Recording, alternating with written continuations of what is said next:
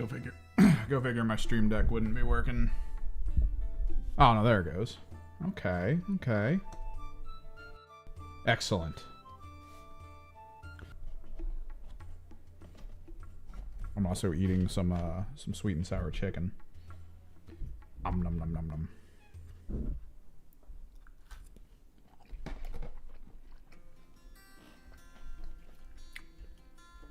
We got some folk music going on in the background. Feels about proper for Age of Sigmar. Where's my character? What is wrong with you, OBS? Oh, there you are. What up, Meep Meep?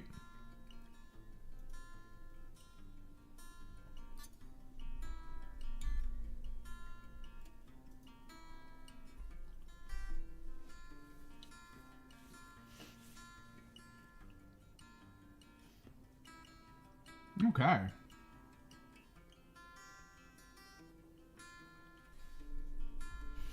So we kind of have a game set up, but I'm gonna unset the characters. That was mostly for pictures.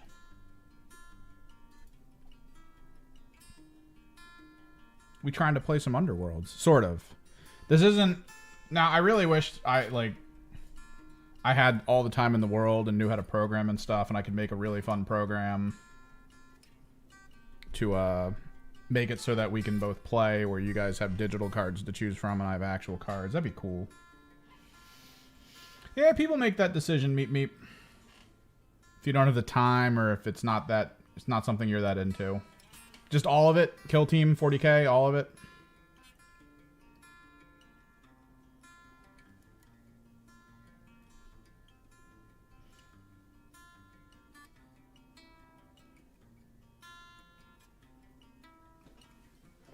Let me reset some stuff over here.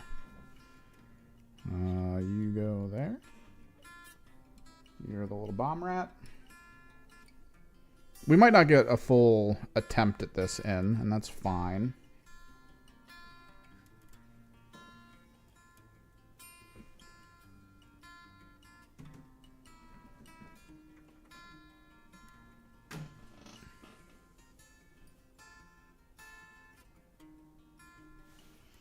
Do you have a good local group for it or nah?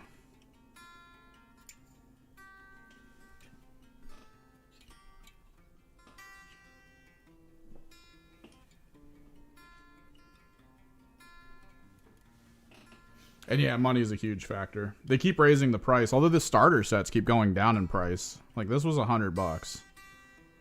And it's like, all right. Like,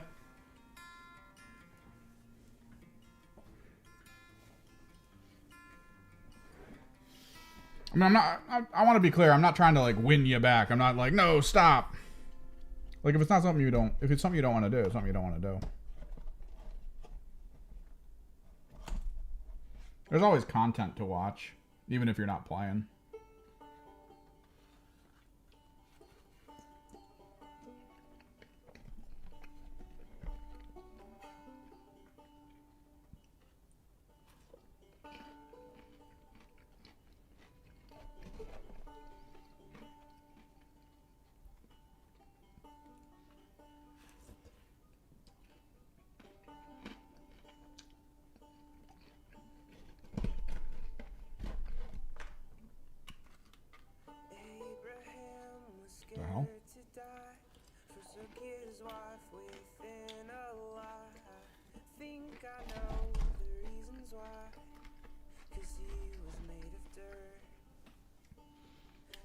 Heard about Quar.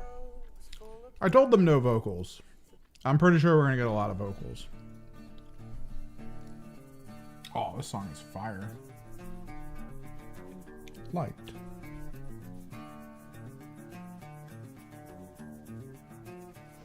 So, I've read over the rules a little bit. What's cool is they give us these like getting started cards. Core ability overviews, combat sequence, territories. So mustering warbands, we're using the ones that came out of the standard box. If I'm not mistaken, let me double check. I hope the local community near you plays that. Like, that's the thing. It's as long as you got people to play with, man, whatever you're playing feels awesome.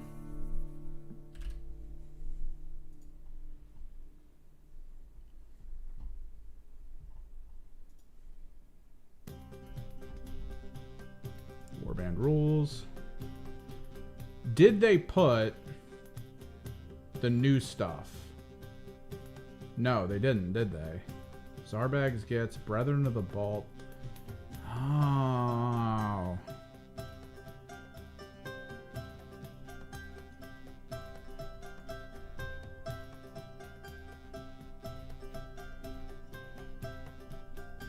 Tournament companion, no. Nothing there.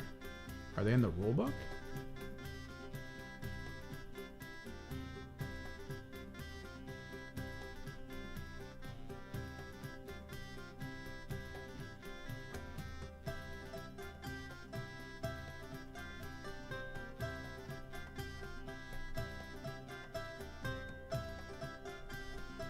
Oh, that's crazy.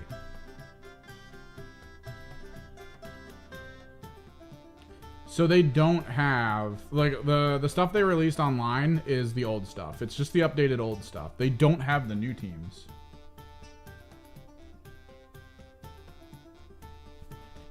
At knife point, Meep Meep, you gonna go hardcore? You gonna John Wick people into playing a game with you?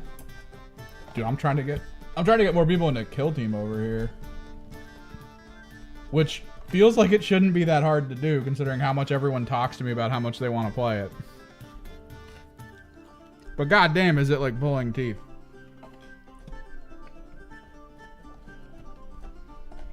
I'll post up in our local Discord, I'll be like, oh, I want to do a teaching game for Kill Team. And I'll post that like a week in advance, and I'll get no bites. And then while I'm there playing Kill Team, the table gets surrounded in people. Oh, I've always wanted to play. And it's like, dude, I'm in the Discord with you.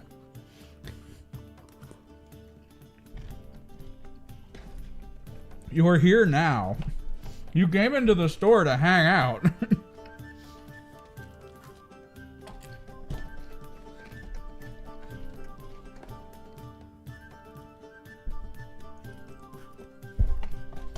I've got 5 kill teams in the box next to me. Pick one. Let's go.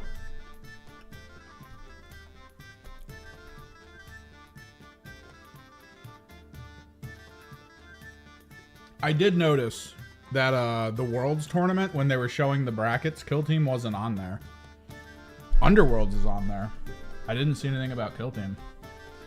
You have to at this point. If you want to survive as a local game store that has a section where you play, you need to have a Discord. Sadly, one of the local game stores near me, they got a Discord put together because they were trying to play, but then the shopping center that they were in was like, you have to move. They forced them to move to a smaller location, and they don't have a back room anymore that's big enough for like tables. And even before though, their last store location had like 4 tables in the back. Not even full-size tables. You had to push 2 together to make a 40K table, but you could have played probably 2 games of Kill Team per table. So like it would have worked. But you can only play 2 games of 40K at any one time. They tried to do like Magic the Gathering in there. They tried to do so much stuff, but like not enough people came out. And then they moved to the smaller location and announced on their Discord like, hey, we'll tell you guys when deals are coming up or if we're getting orders in. But you guys can't play games here anymore. And I actually met, dude, it was one of the wildest things I saw when I was at that store. Like, I went there for one of their painting nights. I showed up for the painting night. I sat down. I was painting models. The owner of the store came in. I was like one of the only people there out of like 10 people who said they were going to show up. And the owner comes in, sees me painting, and is like, oh yeah, man, we're going to try to do painting sessions. And then looks over at the guy who manages the store for him and goes, and if people don't show up, we're just going to have to tell them not to like come in anymore or something. It's like, what? And they were very clear that, and yeah, most stores are like this. If they're trying to do something and no one shows up, he's like instantly like, we stop. Like he doesn't have the build up. He's not really interested in trying to get like a lot of stuff going. He's more interested in we do it once, and if it doesn't work, we never do it again. And it's like, whoa, okay. And to be in front of me being like, hey, if no one shows up, we'll just, you won't have to show up because we're going to stop doing it. It's like, oh, okay. It's a weird way to push this on me, to make me feel pressure of needing to show up every single day. Like, okay. Oh no. That's weird, though, the new teams aren't on the website. I mean, I kind of get it. I guess hopefully going forward, dude. Okay, so my biggest fear, right? There's a lot of boxes coming up soon for Underworlds that are the older teams being relaunched. If I can, let me switch screens for you guys.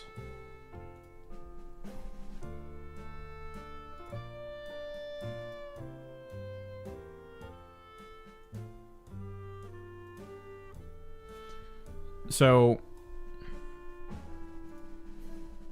as you can see here, the mirrored city is Thorns, Molog,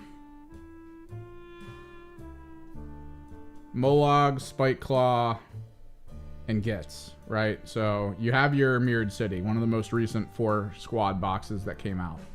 You've got some of the newer teams, like Gravebreakers and stuff like that, and you have the 2 starter set teams, which is Farstriders and Sepulcher. And then you have this. So these are all the teams that are kind of coming back, but like these aren't competitive to my understanding. This is so you can play in non-competitive settings. But there is a tournament guide. It's one of these, I think. Yeah.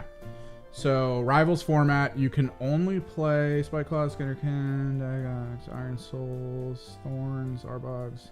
There's nothing in here, I don't think, as well as that. Some Rivals formats.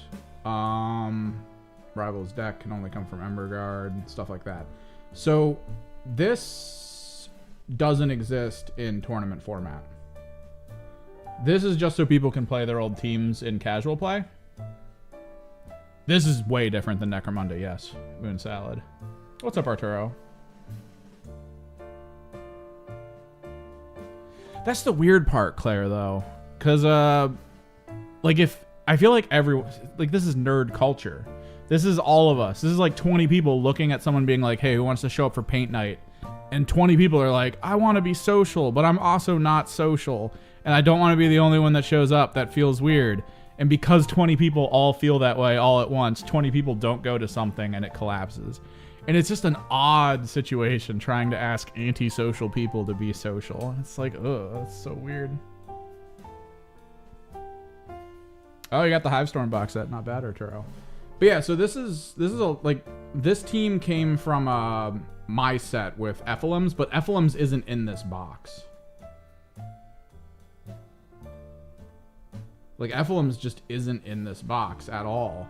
And they're coming up in one of the multi-release team boxes. I need to find a place to print these, by the way. If anyone has a suggestion, that would be great. Because I do want to print some of the teams that I have to get actual physical copies of their stuff. But, like, let me scroll down, So you pick one of the 2 things for your side. And then you pick the team and you play. And I've seen people talking about Gore Chosen? Are Gore Chosen selectable? Or no? Are Gore Chosen on the list? Gravebreakers. Iron Soul Condemners. No. Someone was posting the Gore Chosen online as like a horrifyingly powerful team.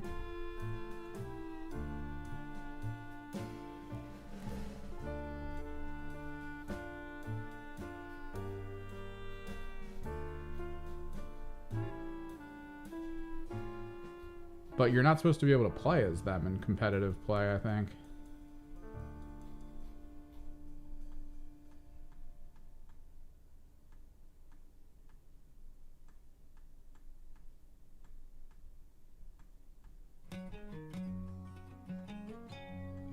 But yeah, Ephilim's isn't on here. Maybe Gorchosen's still coming out. Or are they out? Oh, God. Oh, God. Underworlds. Do, do, do, do.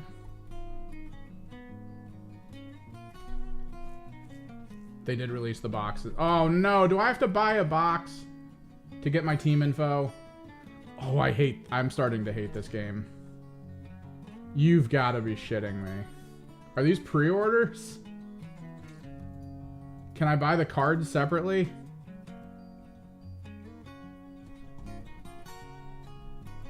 I need this deck. I don't want to spend $100 for it. Oh, no.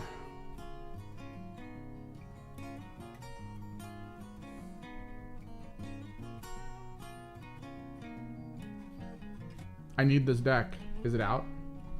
No, it's pre-order. Oh, no. I don't want to spend another $100 just to get the deck of cards I need.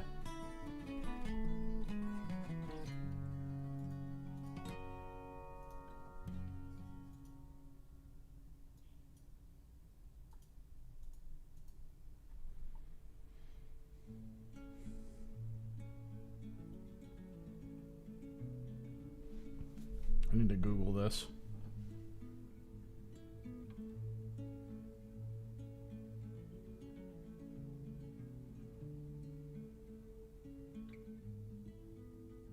I can see a sea of alpine green,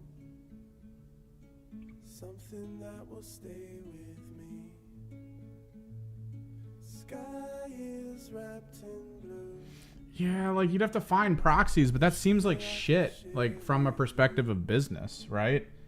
Like, Games Workshop should have these cards either online and accessible once these drop. Like, that's the thing.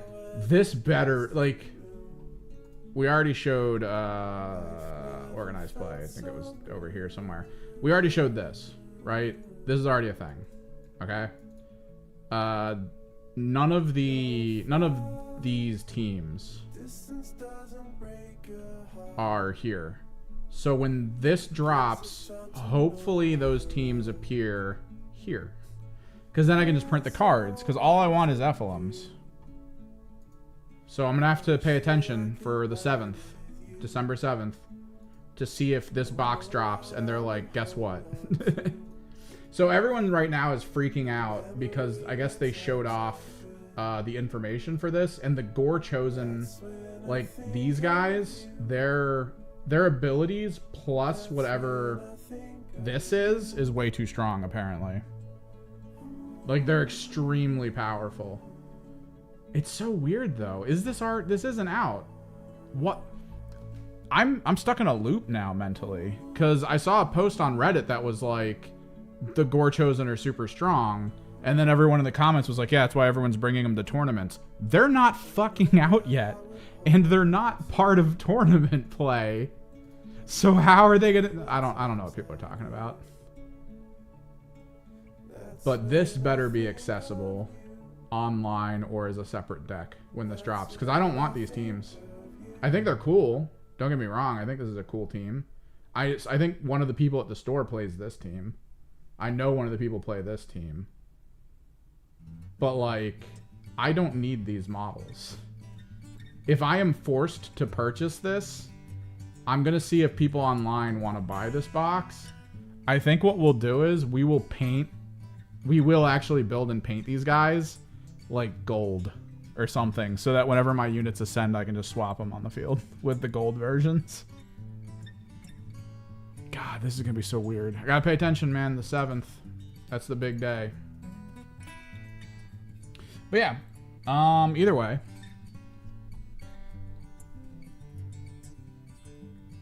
It is what they do. They are trying to shift, it feels like, a little bit. I mean, it's not constant. They've done good things, they've done bad. I'm not gonna cheerlead them. They definitely make some bad choices.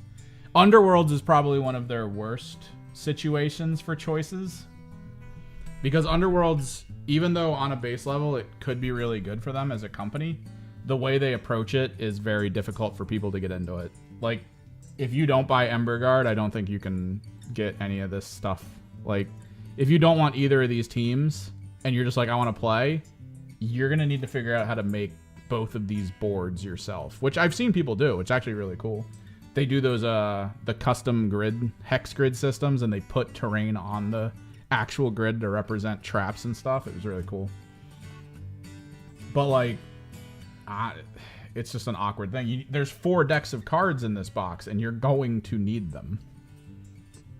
And they don't sell them separately, so good luck. But yeah, this stuff. I kind of want to figure out a game from front to back.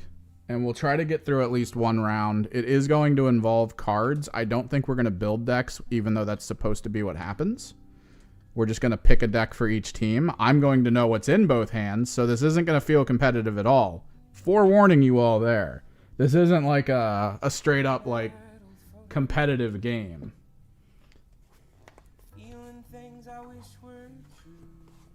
I penny sleeved all of it. I need to make sure it doesn't collapse because penny sleeves are slippery.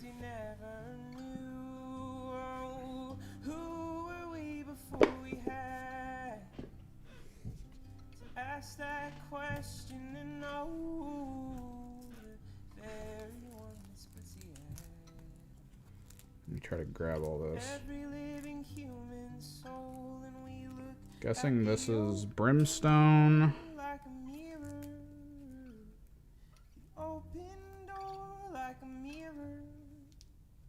Blazing.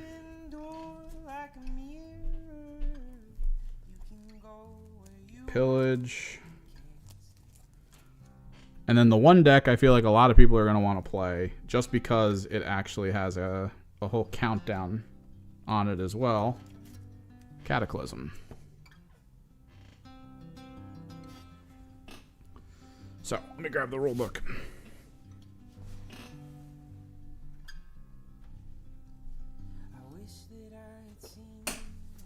And the quick start guide.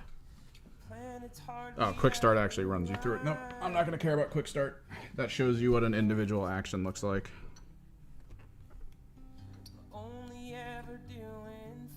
Getting ready, blah, blah, blah. Game board. We're going to go with the setup that the board's in, and we're going to go down center, mid, for the left and right, just to keep it simple, regardless of what happens here. 3 saves, dice symbols. Okay.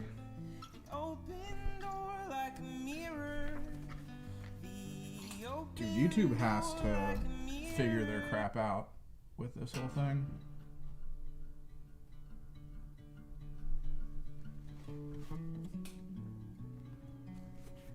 So let's just get started. Where's setting up? Muster warbands. Each player picks a warband and a rivals deck. So this is where we pick a rivals deck. I kind of want to try Cataclysm on one of these teams. And I think, honestly, we could probably Cataclysm with the Rats. But what do we want with the Rangers? I feel like Blazing Assault is a bit close range. Maybe Sentinels. Sentinels feels right. Pillage and Plunder. We're not going to mix and match cards.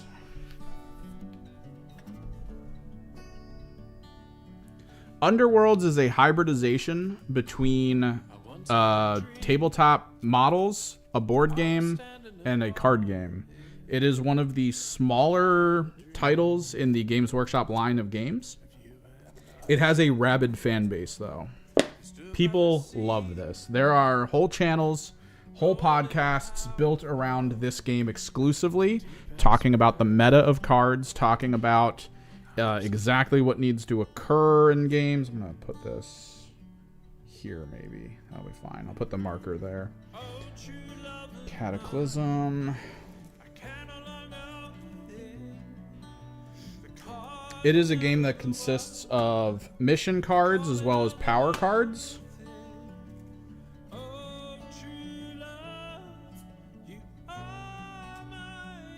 It is played in very short rounds. You take actions with your characters, you cast spells, you enhance units, all to try to get points. Glory is what it's called. And there's actually been a cool shift with Glory this time around. In the prior version of Glory, what would happen is you would spend Glory on upgrades to put on characters. Those characters would then have that for the game until they died. If they die and you try to upgrade someone else, you need more Glory. In this game, they decided that that's a little bit disheartening for teams that buff characters and try to like get one character huge, and then if that character dies, they have no options. In this game, they decided that that Glory is a pool, and the total amount of upgrades on the team cannot exceed that Glory. And you can't lose Glory, as far as I know, during the game. So if you have one Glory total for your team, and you have one guy with an enhancement that costs a Glory, and that guy dies, you still have that one, so you can put another one cost upgrade on someone else. So it's a little bit more streamlined. We're mostly spending time today for me learning it. We're not doing like what we do with Kill Team Co-op and stuff where we actually try to play. We are mostly just going to be hanging out, talking about the game, going over the rules, trying to get a couple plays done, deciding how the hands kind of work. We might even look at some of the cards today. This game isn't exactly solved. It sort of was before. There were at least 2 or 3 teams that were extremely powerful. But there was kind of a level of it where people were finding out that like a team that wasn't that strong with certain decks of cards were really good. And this game is a lot closer. Like when you consider things like Magic and Yu-Gi-Oh and all that, this is a lot closer to like pre-constructed, right? You don't really get a lot of options here. In Rivals, you can mix decks. There's like a limit to how many cards or something you can change between decks. But when you're about to play an opponent, you're supposed to be like, all right, let me take Cataclysm, let me take Sentinels. I'm going to pull these cards out of Sentinels, put them in Cataclysm, pull these mission cards out, put them in Cataclysm, pull cards out to replace, and then you keep the whole deck as is. So you get a little bit of meta in here, like a little bit of shifting, a little bit of planning, a little bit of card knowledge. This was actually a huge issue, though, in the prior build of the game. There were like 100 decks of cards to pick from, and like half of them were legal tournament. And if you didn't have them, you might be completely screwed because you wouldn't have the right cards. And it wasn't easy to get. Games Workshop doesn't exactly sell the decks of cards like randomly. Normally, you would have to buy a box set to get the cards with the teams, even if you didn't want them. The crazy part is about 2 months before this game got announced, one of the people at our local store who explicitly plays Underworlds got the final deck of cards that he was missing from the entire prior set. And then this game launched and was like, don't worry about those cards anymore. You get 4 new decks and all the old decks don't work anymore. And he was like, God damn it. It was so crazy. But no, because of the randomness of card draw, there's at least an element of you can't really solve this like Blood Bowl. Blood Bowl does have the randomness of dice rolls, and this also has the randomness of dice rolls, but the card draw and the way the missions get in your hands can completely screw over your game plan. I imagine over time, though, with the 4 decks, it will get to a point where people are like, oh yeah, if you play this type of team, you're going to want these cards from these 2 decks, and that's going to be fine. But supposedly every expansion is getting 1 new deck, so it's kind of back to the old system, and it's a little bit like, I don't know, you guys should probably figure out a different way to do that. Make sure you're selling the decks separately or something, because if, like, the thing is, the decks and the boards, if you can sell the decks and the boards separately, super happy about that. Worst case scenario, I might actually figure out a way to custom build a board, and then just go from there, because usually you'll get pictures of all the boards and you can kind of pseudo make them work.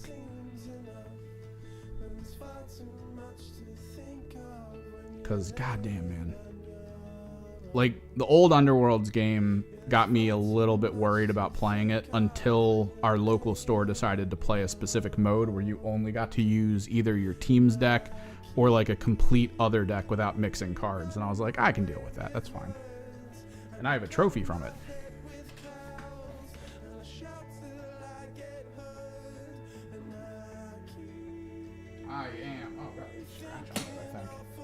I am a local Warhammer Underworlds champion. Whole ass glass trophy.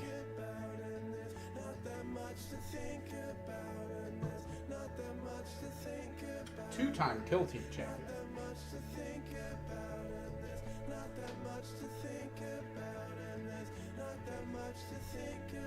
I might need to pull over one of my mini tables. I'm already running out of table space. No.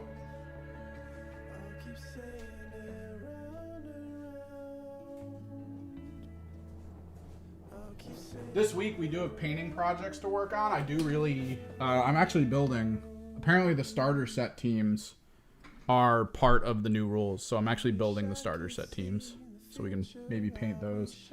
As well, I keep forgetting, I have to finish all the parts for my knights so that we can actually have a complete knights army with adjustable parts.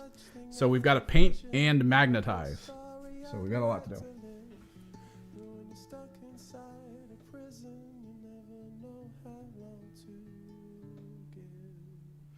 It's always good to get trophies. There was a small tournament held by one of the people that go to the store because he wants to start learning how to manage tournaments because he actually likes doing that. And he actually 3D printed some trophies as well to hand out for his tournament. It was the Spearhead tournament for AOS. It's kind of cool. So let me shuffle some of this stuff up.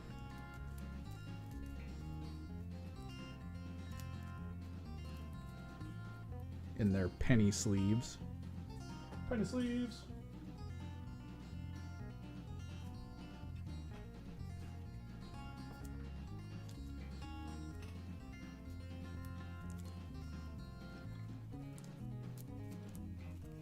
Going down the list here. So mustering warbands.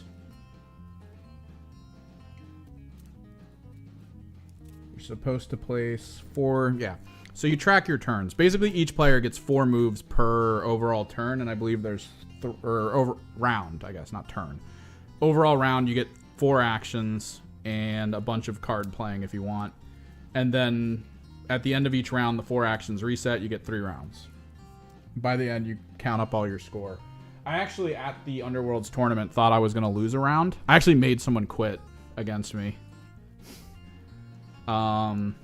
Everything he did, I decimated. Like, I turned it around into me scoring, and I kept scoring every single time he did something, and he was, like, watching my score grow, and his didn't.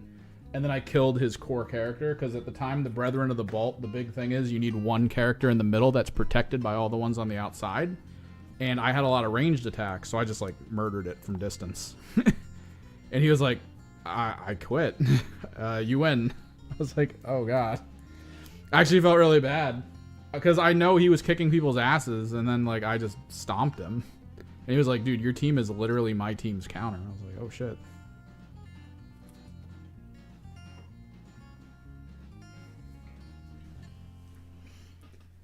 Okay, so card set. Draw a starting hand. Each player shuffles. Done. Their objective deck and power deck separately, face down. Each player then draws 3 objective cards, 5 power cards. That is their starting hand. There is a mulligan here, I think.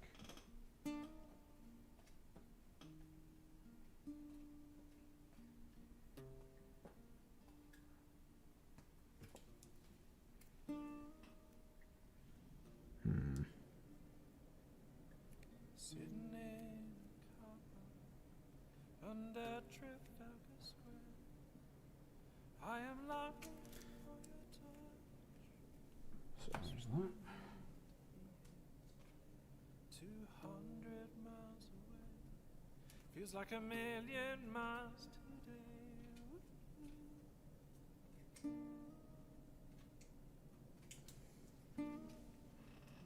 Sitting in a car under true. Okay, so I only paid 20. pick 2 adjacent fighters, remove those fighters from the battlefield, and place each in the hex the other was in. So that's just a swap character. They have to be adjacent though, so it's close range. Fighters melee weapons have Grievous. That's good. Close range. This is an upgrade. This is an upgrade that costs 2. This used to be uncommon. Most of the glory point upgrades of the past only cost 1. So this now being 2 is like, okay, I need to save glory to get to 2 to put that in play. Or you could put a bunch of 1s in play. That character or those characters die. Oh, see, that's a 0. This is an upgrade of 0. That's actually crazy. Fighter has +1 move for 0 cost. That's actually interesting. A lot of 2s here. These are all upgrades, it looks like. Every single one of these is an upgrade. This is a buffing deck. I know you're probably sleeping. I can see you lying there. And in my mind I touch your face. Score immediately after your opponent's action step. If a friendly fighter with any charge token holds a treasure token. Treasure tokens have actually, they're deeper than maybe what they used to be. I think it's the same rule as before, but it's something we didn't really do at the store. Let me, So I'm singing in this car. maybe I'll pop out the tokens from the actual token thing. And I'm waiting on the echoes of 1,000 little prayers. There's no comfort in a song. They give you all the cardboard, baby. Sing along. All the cardboard. One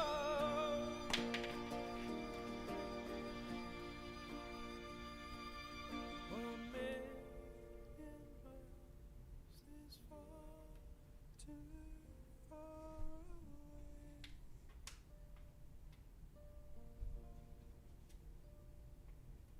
1 million miles is far too far today.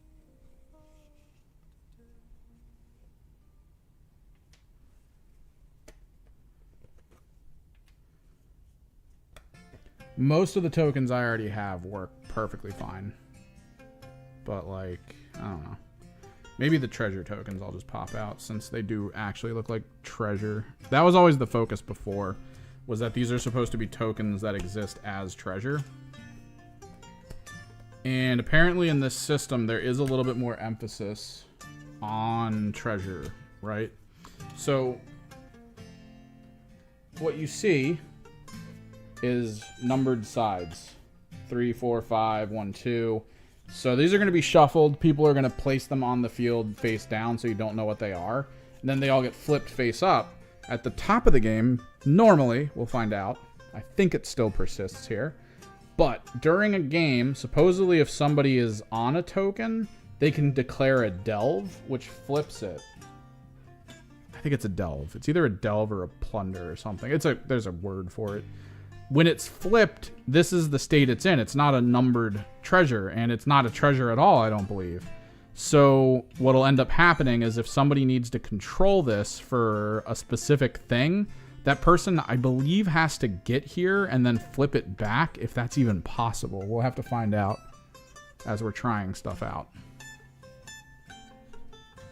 But I remember reading in the rulebook that they were very explicit, like, this is actually important. You may need to do this. It's not even, to my understanding, it's not even like an action. There's like steps that occur after actions, and I think that's where this occurs. So it doesn't take the place of an action. You'll still be able to move, you'll still be able to attack, but at the far end of all that, you'll be able to potentially flip over some tokens to prevent people from getting score. So let's take a look at this other team here. Wreckers. Score this in an end phase. Damage and or slain fighters is greater than your cataclysm value. Okay. Enemy fighters. Okay. Damaged. I'm guessing that just means any wounds. Score this as an end phase. Gains a number of glory points equal to the cataclysm value to a maximum of 2. This looks like an easy deck to score with as long as you can achieve cataclysm. Score this immediately after your opponent's action step if your warband holds all the treasure tokens. Neutral territory. Yeah, see? If your warband holds all of the treasure tokens in neutral territory, which neutral territory I think is dead center of the field. Violent blast, pick a target, hex, push each fighter within 1 hex stagger. So it's a single target and then all fighters in that range can get pushed. Okay. Well, number of attack dice equal to your cataclysm value for each fighter within 1 hex of neutral territory. If that roll contains any hammers or crits, inflict 1 damage. Ooh, that's brutal. Dude, this is huge. This is great for a small team. Because as long as you position yourself in places where you're like, I don't care. You can just cast these things and be like, haha, I hit all your stuff. Raging Tremors, pick a number of enemy fighters to your Cataclysm value, give those fighters stagger tokens. Driven by pain, immediately after this fighter is driven back, you can heal this fighter. So that's a surge. That's actually a break. And I kind of like those cards. We'll just set them over here. This one, though, I think we need to mulligan, because, like, that's a castable. These are all upgrades, which requires glory, except for this one. I'm not too familiar with this deck, though, and if everything they have is upgrades, then that's actually probably a decent hand.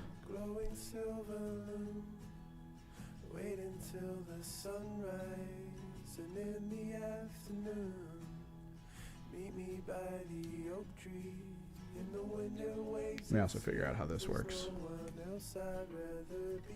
Countdown to Cataclysm.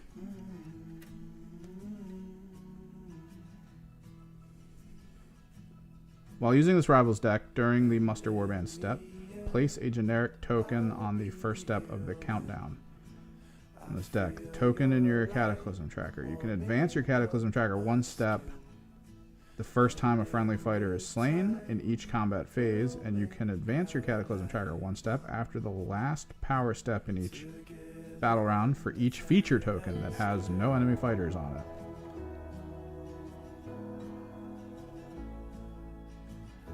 First to fifth, Cataclysm value is 1. 6. Oh, you have. Wait.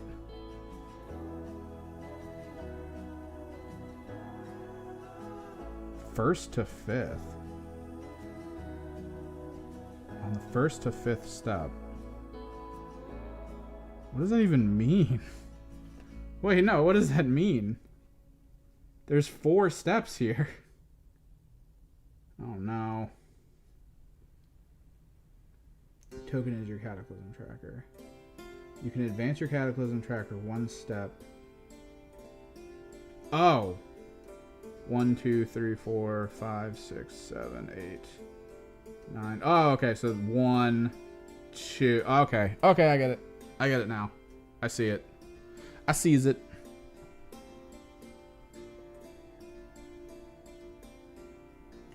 Let me grab a tracker. Are these bigger than the current? No, they're about the same size. Okay.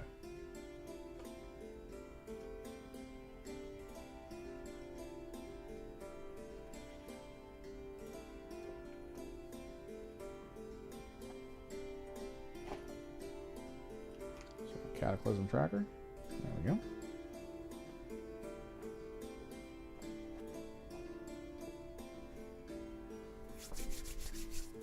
Let me go full screen for you guys.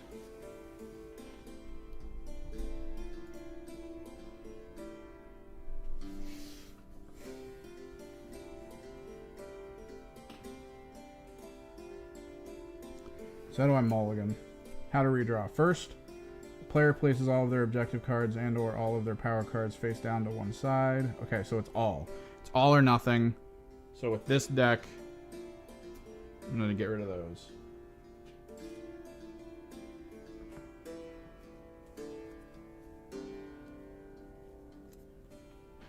One, 2, 3, 4, 5.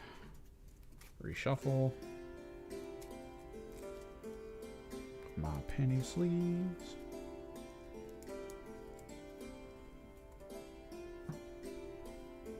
This is where we find out if they are all upgrade cards. Nope. Yeah, no upgrade cards. So this deck, yeah. We were kind of screwed with all upgrade. Immediately after a friendly fighter moves, push that fighter 1 hex.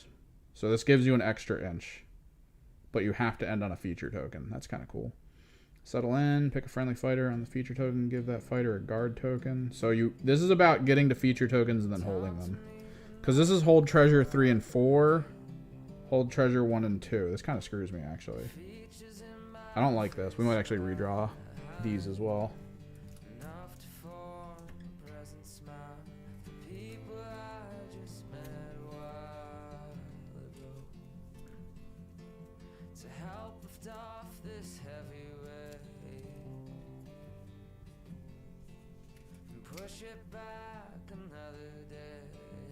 Score immediately after a friendly fighter moves if 2 or more friendly fighters that have move tokens are in enemy territory. Not easy to get turn 1. Enemy territory is, of course, just past the halfway marker. I'm pretty sure neutral territory is this middle part. And because Cataclysm has neutral territory cards, I think we have to put stuff on the middle. It might also include these hexes as well. Score this immediately after your opponent's action step. If a friendly fighter with any move tokens holds a treasure. So yeah, Sentinel is all about getting to treasures, standing on them. Which, 3-man team, probably not the best option. But they're going to try. Yep, okay. Cards show enemy territory, friendly territory, neutral. Neutral is literally... Oh, these actually get a little different.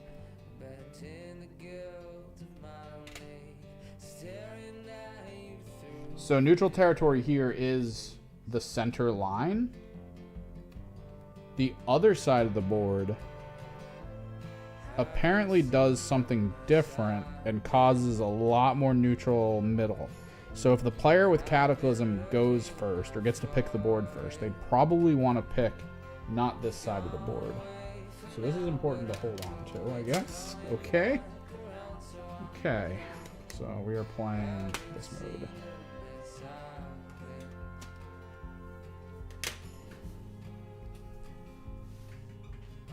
Shuffle cards, replace, blah, blah, blah, yep. Determine territories. Player roll off. Winner picks a side.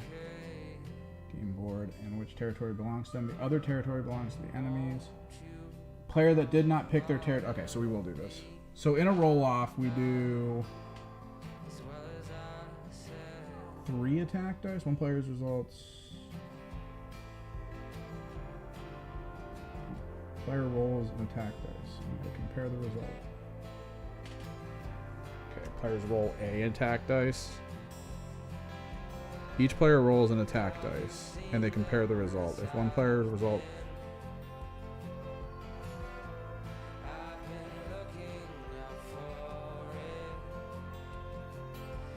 Okay.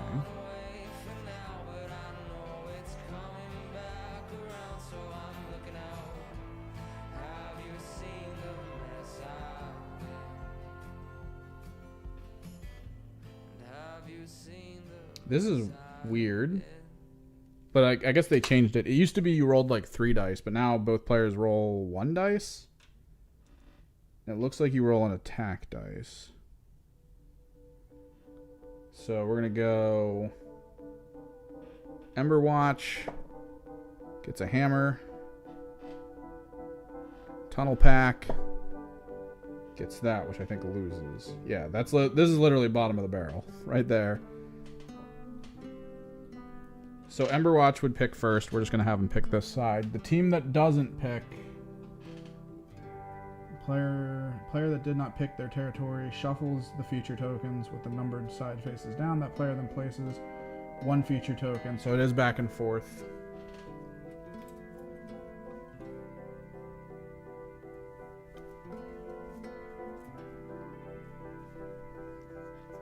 So at this point you would shuffle this.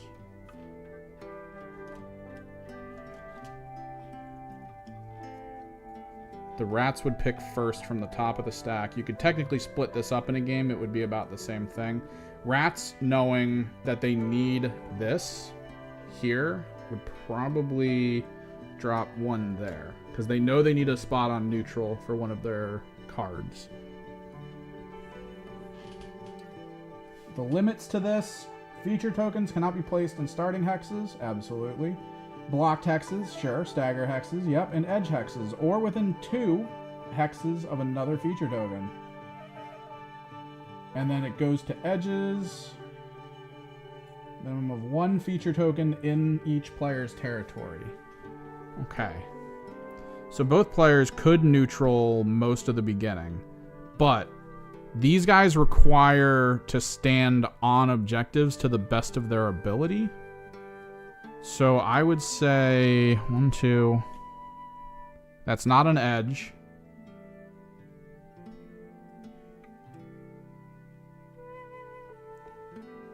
this team would probably still try to stick with neutral because they have one left, which means they can put it in their territory, and they're going to have to. Because the stalwart would... I probably should have put it over here. That's my bad. I got to spread these things out more because we're looking at 1, 2... This isn't an edge hex. I'm going to want to verify, though. Then this one is probably going to set... maybe like here?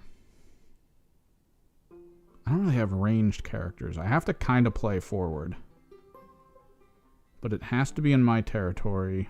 1, 2, maybe there. Somewhere here. Maybe like there.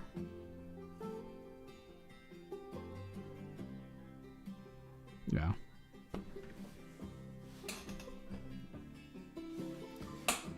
I'm interested, although we did come across when we were looking at the upcoming releases on the 7th that a lot of the teams are coming out in boxes that will have decks of cards attached to them. I'm not seeing the ability to order the decks individually. I want to play Ephilums because that's my team of choice. Ephilums is in one of the boxes for Chaos, and if they don't release the team's information and force you to buy the whole box to get the cards, I'm not happy. I'm very much not happy. Because I own Ephilums. Why would I want to buy them again to get the cards to play them for $100? The reality is that if that happens, I'm going to have to go online and be like, look, I need my Ephilums cards out of this box. I don't care about anything else. If anybody else wants any of these teams, wants to pitch in, go for it. I just want those Ephilums cards. I don't even need the models. If you want the models, you can take them. If I do get the models, though, I will paint them and paint them differently. But we need to see what they talk about closer to the 7th. Because maybe they go, yeah, we're just going to release them like so you can print them out and have them. And it's like, oh, all right, that's fine. But we're going step by step for the intro right now so that we have as clear of an understanding of what we're supposed to do. So territories determined, treasure tokens determined. After 5 has been placed, there must be... 1 in each, yep. They cannot be on edge. They can't be on edge hexes. Which, edge hexes are literally just this. They're not on any of the, these things. They're not on starters. And they're outside of 2 of each other, for the most part.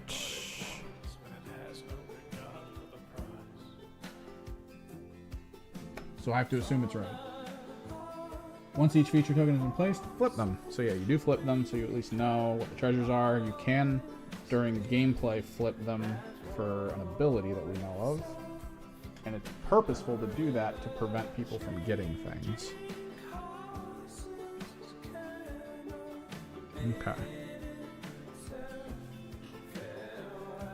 Deploy fighters, starting with the player that placed the final feature token, which was these guys. Place 1 fighter from their warband into an empty starting hex in friendly territory, which we already determined the size.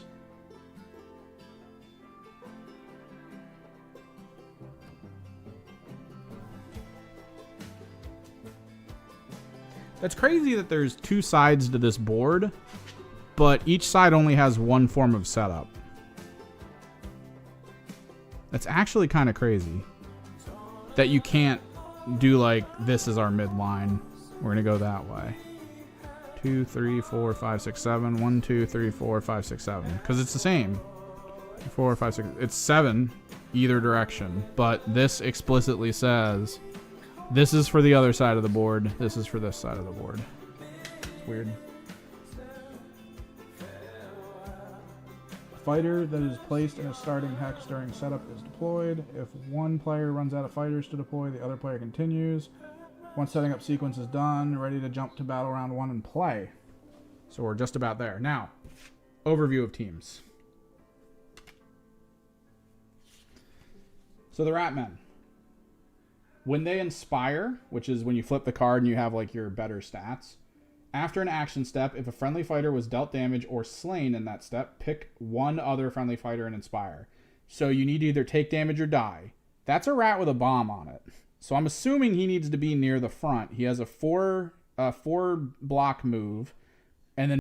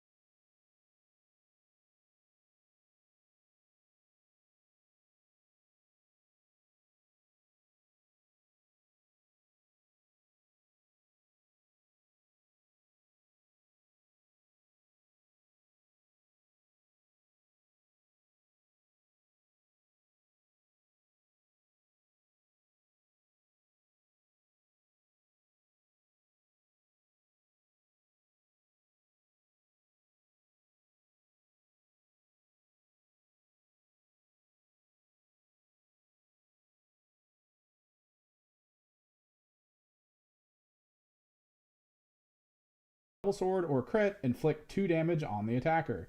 This is 2. So this is 2 of 6. This ability can only be used once per game. So that is a huge attack. And then, yeah, that's not bad.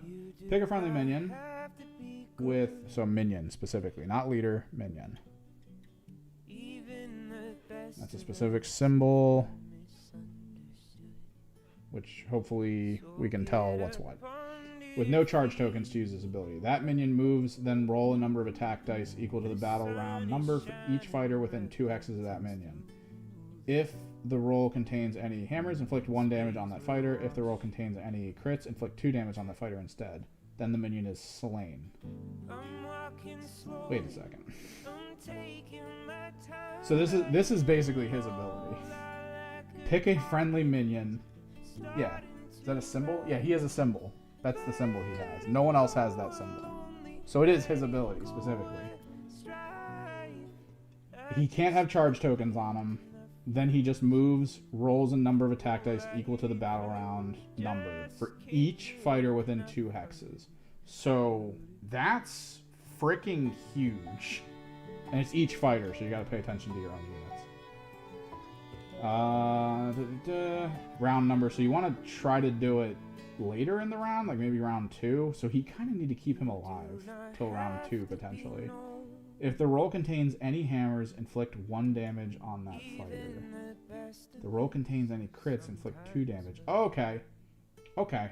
This isn't to him. This is to the things you're rolling for. Then the rat dies. I think we got it. That's the rat goes boom ability. Good. Good. Good. And they have little markers here.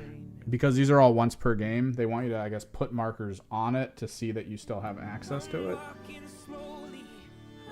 So this team's all about movement. It's about trying to find the right moment to blow up the little rat you have to get the kill.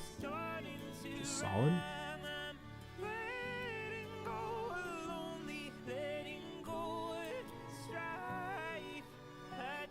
These guys, though. After an action step, if a friendly fighter began that action step in enemy territory and used a core ability, inspire that fighter. This might not be good with the Sentinel side of things. These guys might not inspire. This is one of those situations where you kind of need to know the deck and the team to understand what's going on, because Sentinel just requires them to stand on objectives. And I decided that putting objectives on my side would maximize that potential, but their team wants to be here, not here. So this was kind of a mistake. We probably should have read this at the top of the game. Oh well. Alone I stand. You can use this in the last power step of a battle round. Pick a friendly fighter that is in a different territory to each other. Wait. Pick a friendly fighter that is in a different territory to each other friendly fighter. So a guy who's on his own. Push that fighter 1 hex. That push cannot end adjacent to another friendly fighter. You can only use this ability once per battle round. So this is just a end of the battle round 1 block move. That's not that interesting. I could see it tactically being useful, but it's not that interesting. Use this immediately after your action step. Pick a friendly fighter, remove that fighter from the battlefield, and then place them in an empty edge hex. That is massive. That's the same move that the... which one is it? After an action step, though. Oh, that's crazy. So one guy can activate, do a thing, and then the other guy can vanish and reappear on an edge hex. That's cool. You can do that up front. If after your action step, pick a friendly fighter, remove that fighter from the battlefield, place it in an empty edge hex. This ability can only be used once per game. It says nothing about that unit being in combat. It says nothing about anything. So he could be in combat, and he could just vanish and reappear on an edge. Use this immediately after you pick your weapon as an attack. A weapon gets +1 range for the attack. This ability can only be used once per game. Yep. So a lot of once per game stuff here. This is kind of, they said they were replacing team decks with this. This is why. It's a once per game situation. It's almost like you drew a card and used it, but you actually can choose when to use it. So it's a little, I like it. It's okay. Use this immediately after a fighter's successful attack. If the target is vulnerable, inflict 1 damage on that target. This ability can be used once per game. I remember vulnerable being a thing. I think it means if it has a debuff, like if it's staggered or something. There's a way to make something vulnerable by hitting it with some kind of debuff. Yeah, that's just flavor. So okay, rats were last to set up an objective, therefore they are first.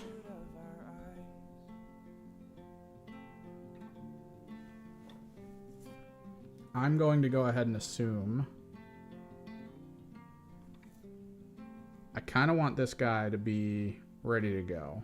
My mother, she was always working in the yard, growing life from your son and from her. This is Crick Attack, 4 move, 1 dodge, 3 wounds, costs 1 or is 1 glory if he dies. He goes up to a second dodge ability, 132, 131. Weirdly, he has an ability here based on crit that goes away when he upgrades. There's a chance he might kill himself when he crits. I need to see what the hell that is. What? It's like a skull that's split. This feels important. This feels wholly important. Is there a cheat sheet card for this?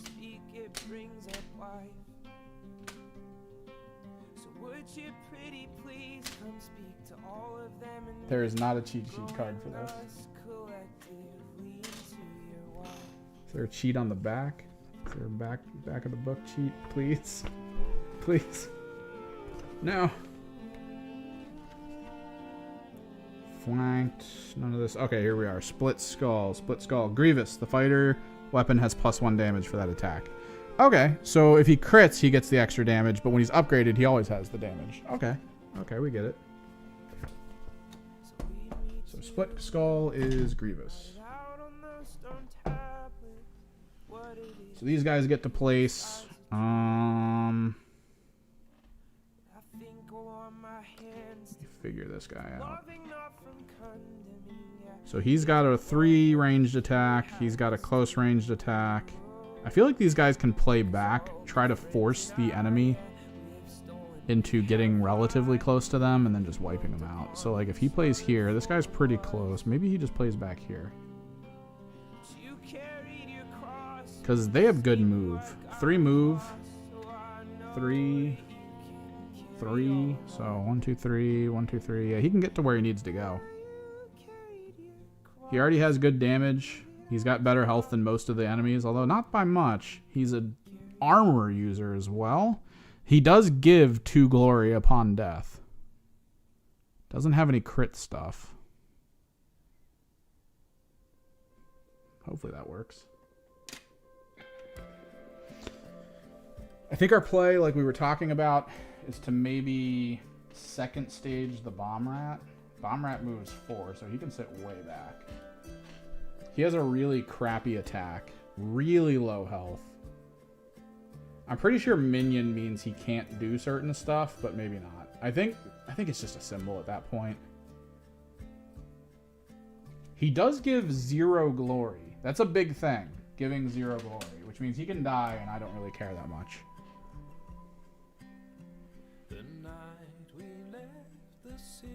Let's go. Let's support this guy with a bit of a gunner.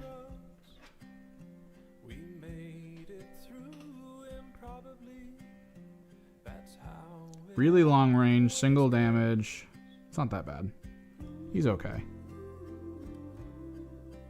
There's not a lot of expanded stuff on these cards. There's not a lot of like special abilities that these characters get. In the old game, the old version, my Ephilim's team, every single character had so many special rules and abilities. It was crazy. Here, you don't really deal with that, which is, I think, a little bit better for speed of game when you're not really thinking of like, oh, what's all my different special abilities? Let's go with a ranged character. I kind of want to... What is he? He is a ranged character. 3 range, 1 damage. It's okay. He gets a lot of hit potential here. And he's only 1 glory. So that side's good to be, like, killed if I get crushed over there. This is only Sigmar. It's also only push fit. I mean, you can, as long as you have the cards and you have proper stand-ins, I don't see why you wouldn't be able to play. But they are push fit models. These are the starter set ones. For the old starter set, because the old starter set still works for the game. So that works. Last guy, I kind of want him to be like over here. Because he's kind of their leader. So his stats are really good, I think. He is worth 3 glory if he dies, and he is on his own. But you have the once per game ability to lift him up and move him to a different table edge.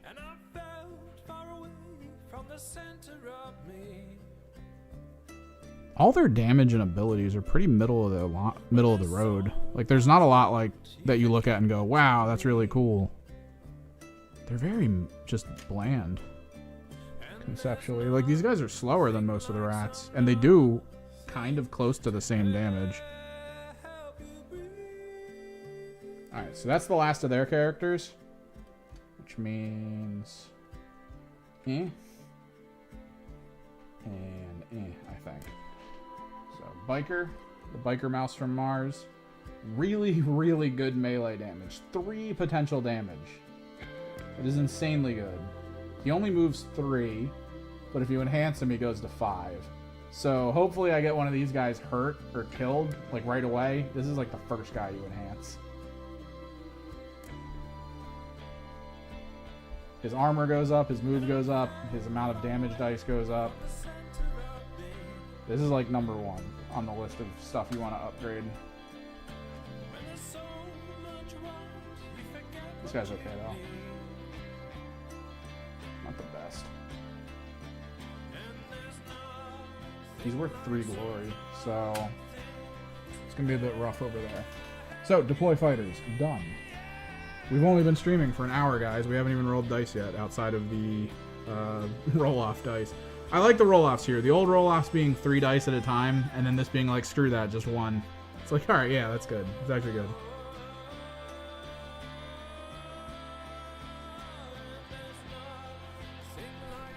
Let me turn down the background music a little.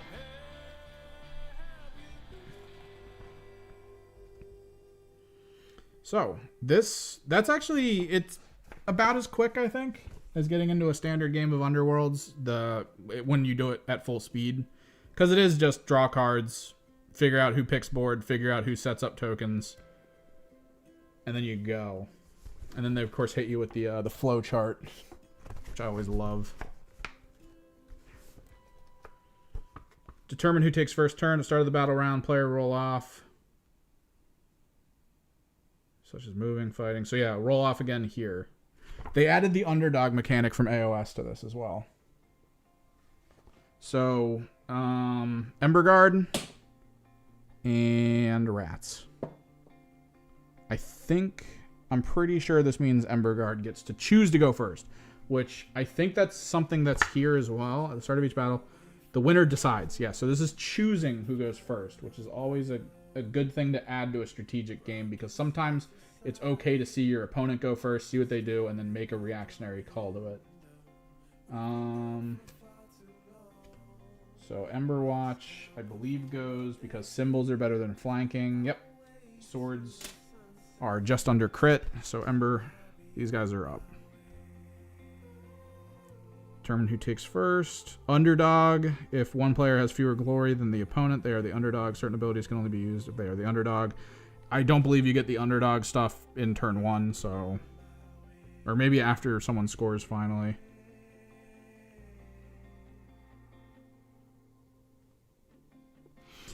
But they do make it so that the underdog wins the roll-off in turns 2 and 3.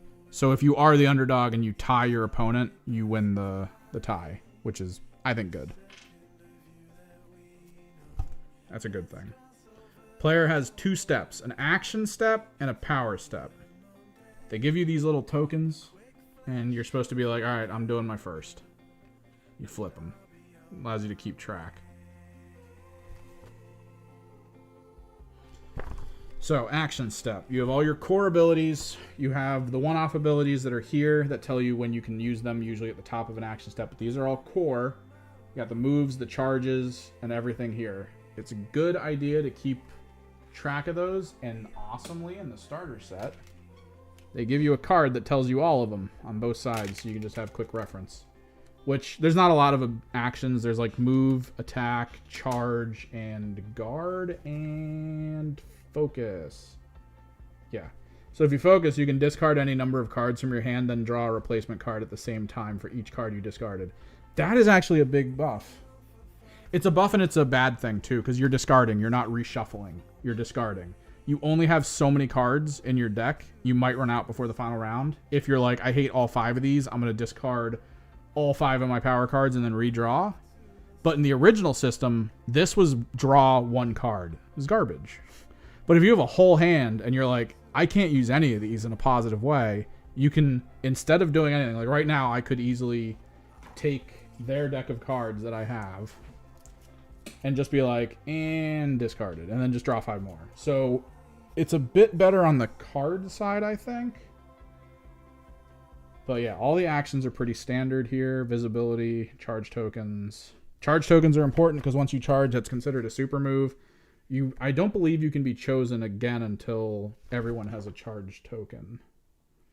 Let me see how this is. Pick a friendly fighter, remove that fighter's guard token if they have it. Oh, you also lose your guard. Then that fighter moves. After the fighter has moved, give the fighter a charge token instead of a move token. Then that fighter attacks. After the fighter has attacked, that fighter has charged. A fighter with any charge tokens cannot move, attack, or guard unless all friendly fighters have any charge tokens.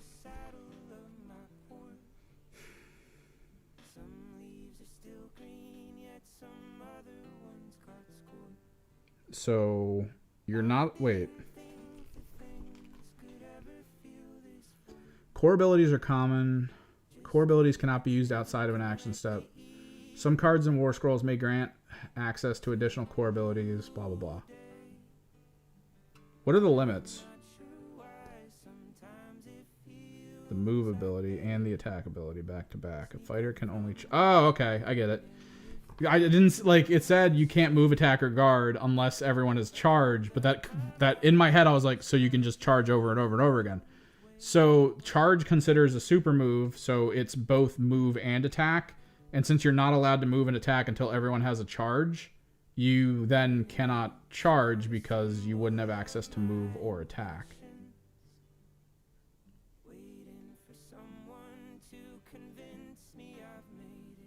Okay. But why do you give move tokens to people? Oh, it just prevents charge. That's all it is. Fighter must end that ability in a different hex than it is in, and give that fighter a move token that fighter has moved. I'm guessing you can keep moving units you've moved. Like you would just give them more move tokens. There's no limit, it looks like.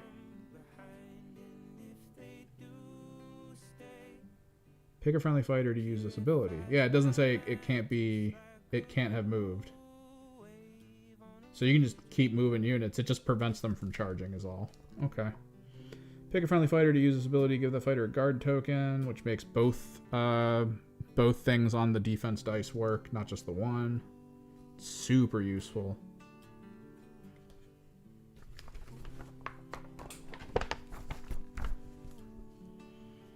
Combat sequence for attacks. We're not there yet.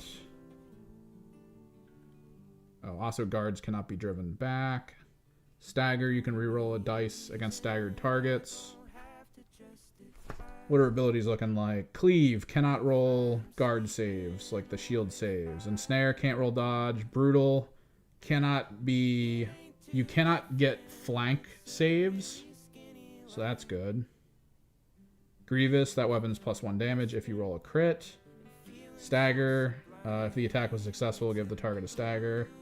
Grapple, I don't remember grapple. If a target can be driven back, they can be pushed 1 hex instead.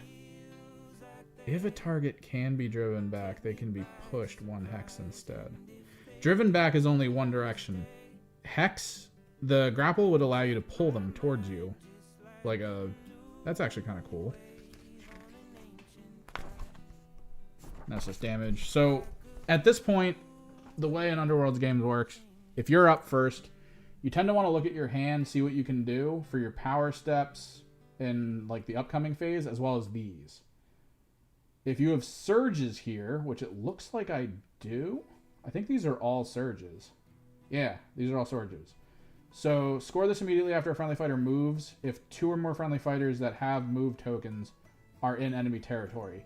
This requires me to have move tokens. Charge tokens, to my understanding, aren't move tokens. This is not a good deck for this team. I'm starting to notice. But we're gonna work with it.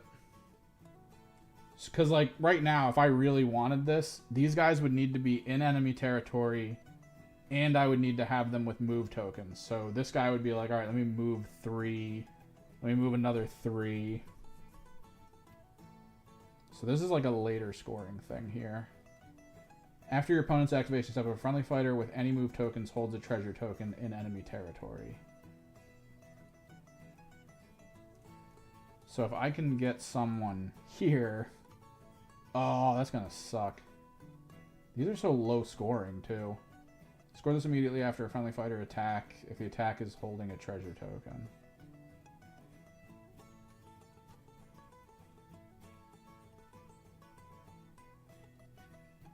Ooh. Okay, so I could score this. And again, this is kind of how Underworlds works. Like, you kind of want to score as much as you can, as often as you can, but like, I'm looking at this, right? I need to hold a treasure token and attack. So in this step right here, I could achieve this. Pick a friendly fighter on a feature token, give that fighter a guard token. Okay, that's actually super good. Draw a power card equal to the number of treasure tokens held by your warband. We can hold off on that. Pick a friendly fighter in an edge hex, remove that fighter from the battlefield, and place that fighter in a different empty... Oh my god, this actually stacks with this thing here. And it gives them a move token, but if they're the underdog, it doesn't give them a move token. Switch things up, pick 2 treasure tokens, swap the position of those treasure tokens. That could be good later, because there are cards in here that require me to hold certain treasure tokens.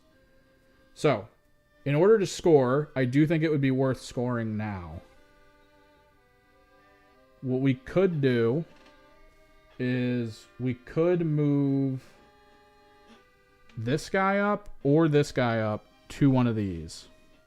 And then attack with our ranged attacks, which 3, 3, 4 for him. So from here, 1, 2, 3, we could attack. 1, 2, 3. We could attack any of these guys from here. From here, we could attack any of these guys. 2 health. These are all 1 damage.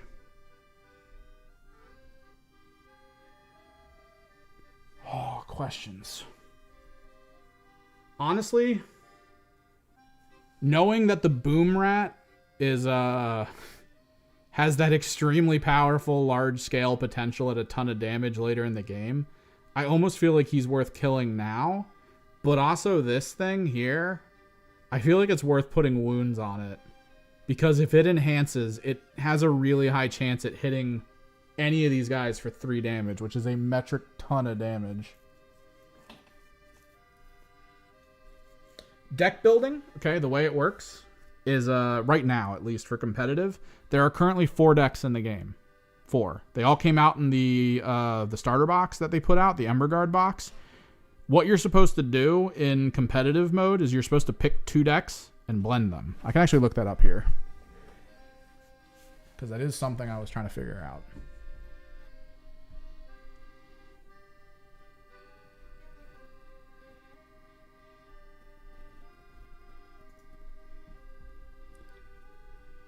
A player can pick any Warhammer Underworlds rival deck from following seasons as denoted. Players pick a pre-built 32 deck known as Rivals deck. A player's rival deck is made from cards that only features the deck's unique symbols denoted in the top right, which means if you have at least 1 Rivals deck and 1 Warband from the list, you have everything. So this is Rivals format. Do they not have... Oh, phone call. Hang on.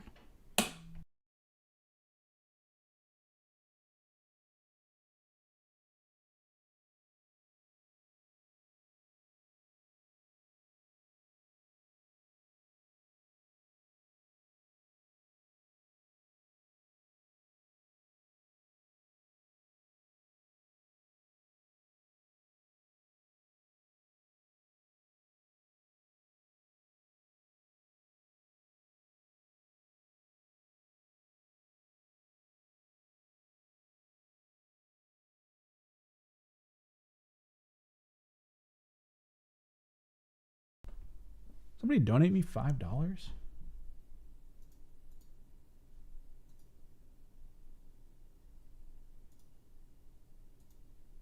Did I miss a $5 dono?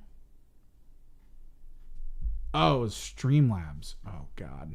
Hang on. I was like, why is this? Oh, yeah.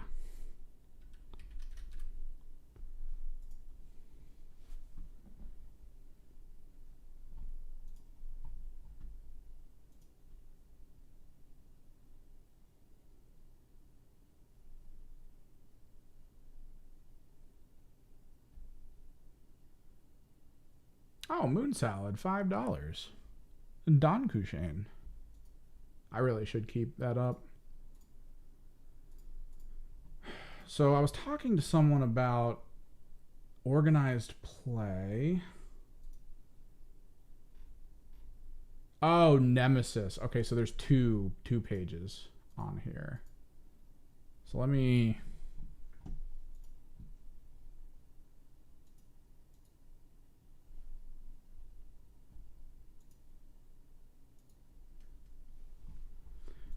So this is Rivals. This is the format we played before. This only allows you to play the 32 card pre-build, which is what we're technically doing right now.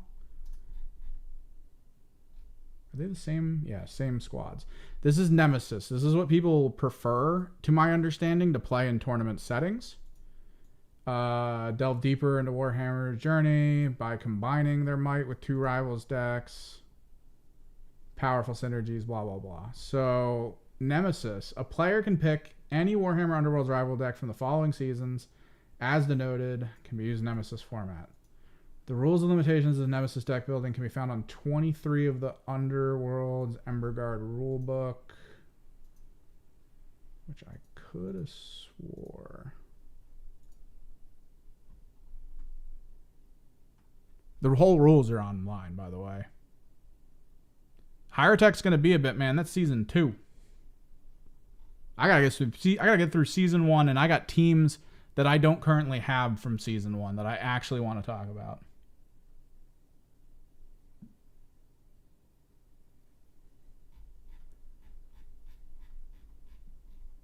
I think the next video is how to get started in Kill Team 24. We're just going to talk about specific things to purchase based on your situations.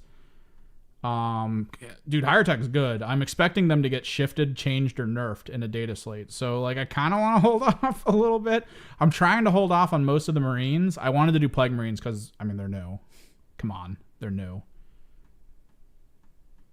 So, 23.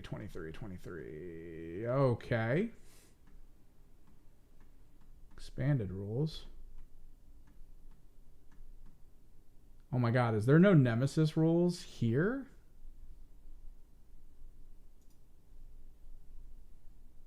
Yep, page 23. Guess what, kids? 18.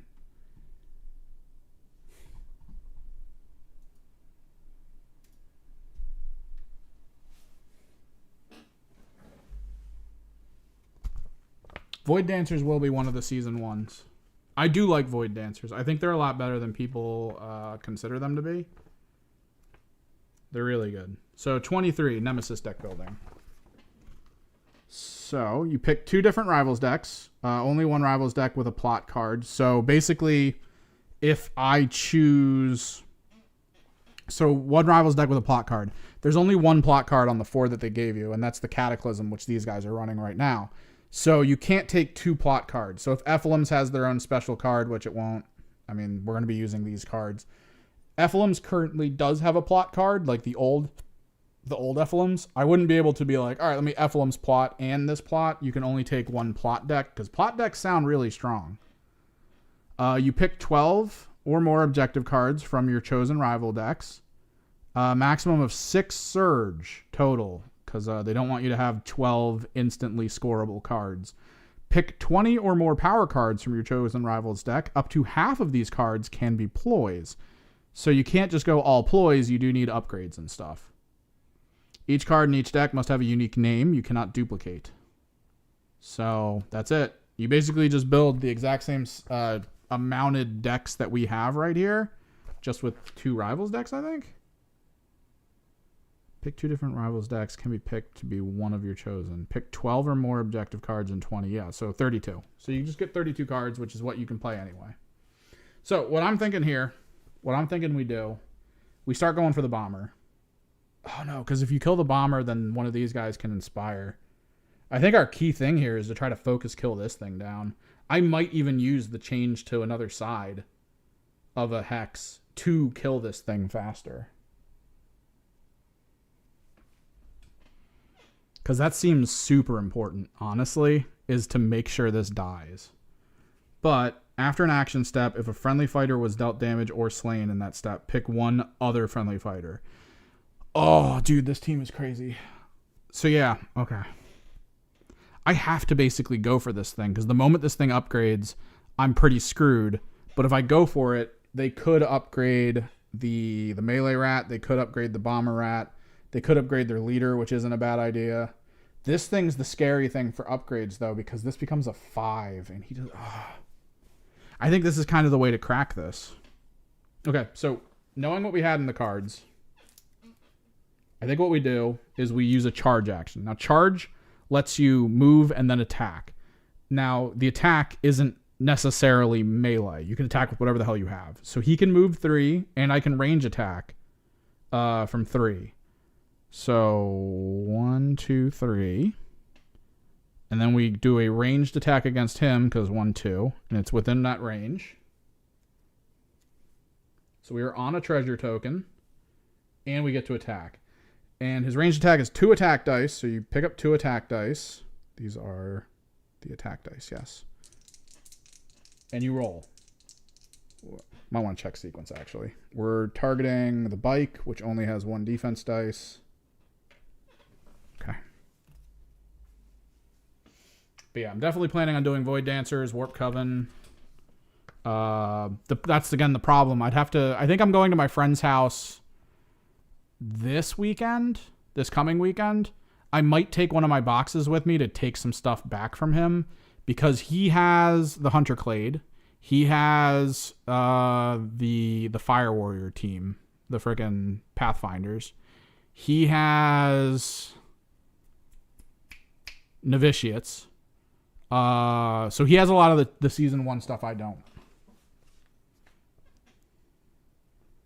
At which point I can use those for the videos, because I would like to use models in videos, but there's going to be a few that I just don't have models for. So attack sequence.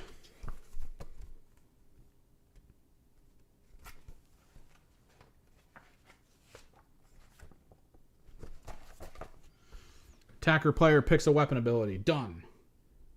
Make attack rolls. 2 dice. Looking for hammers, which isn't bad. Hammers or crits? Garbage. Oh no.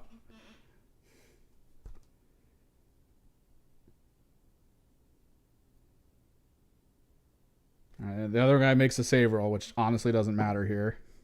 Critical save. Determine successes. Now this is where the game changes a little bit. In the old rules, it was criticals like superseded everything, right? Like criticals were just better than everything else in the game. So a critical save, if I had 2 hits, this would just fully negate the 2 hits. But in this system, this is 2 successes, 1 success, which would mean the attack actually does go through. Not in this situation, but what we're talking about here. If these were successful, the attack would still go through. I believe this would prevent you from being driven back, and it reduces the attack by 1 damage, which would be 0 damage, I believe, here. Let me just double check that. Attack roll counts results of crit, then count results of whatever dice, and flanked and surrounded. Save rolls, count crits, then count the results, dice that match. Then if the attacker is flanked and or surrounded, count the results of that. Attack successful. It is not here.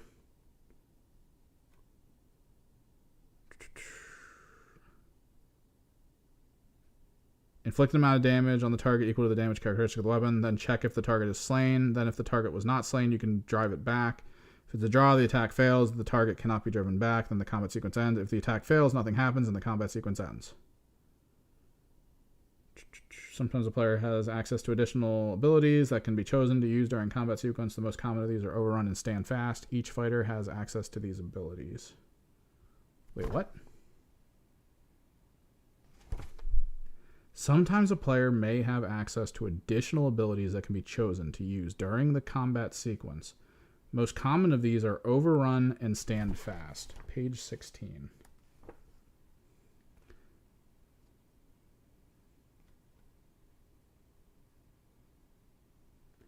If an attack roll contains more rolls of crit than the save roll after the target is driven back or slain, if the attacker can use the following ability. Push the attacker 1/2. Oh, these are new. Ooh, okay.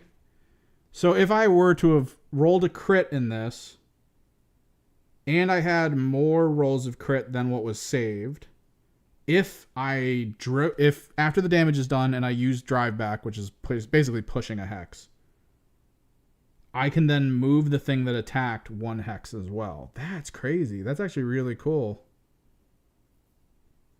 That push must end in the hex the target was in. It's only for melee. So this allows you to basically push the unit and then go to where the unit is, which is really good, because if this unit is here and this guy wants to go in, he gets in and crits and does all that, he can push them back and then take the actual point there. Oh, that's going to be cool. If the save roll made for a target contained more rolls of crit than the attack roll, that's this case, then the target can use the following ability. Stand Fast. I don't need to. The target failed. But this prevents drive back and -1 damage, apparently to no minimum. So yeah, it would make the damage 0 flat out here. That's kind of cool, actually. I like that.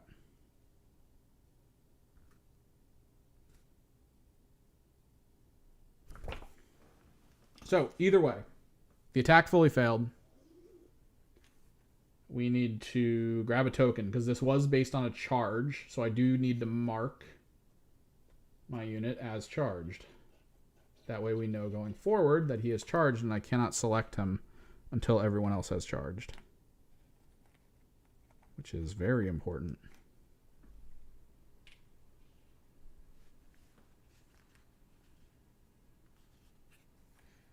What's up, Francois?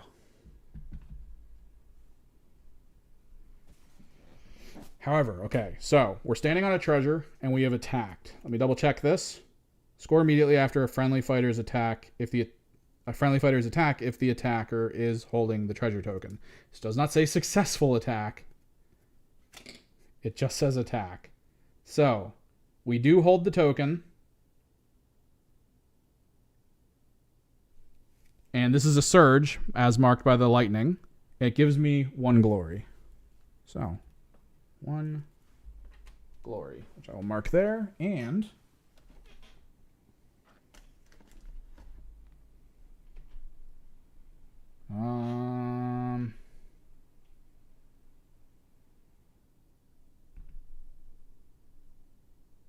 sweet.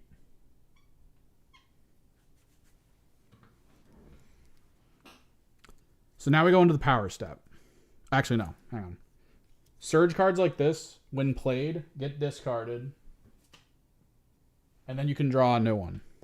Like right away. If this is also scored by anything you just did, this doesn't happen. Like this, if this is like, oh, hold this after attacking. If we have like another one randomly, I can't just be like, oh, I already did that, and then just play it again. Basically, we are now in a clear state. This doesn't matter. Score this immediately after your opponent's action step if a friendly fighter with any charge tokens holds a treasure token in enemy territory. I wouldn't be able to get it anyway. I would need a charge token and to be right here in order to get that after an enemy goes. But there's that. We go to the power step, which I believe Emberwatch would pick a power card first.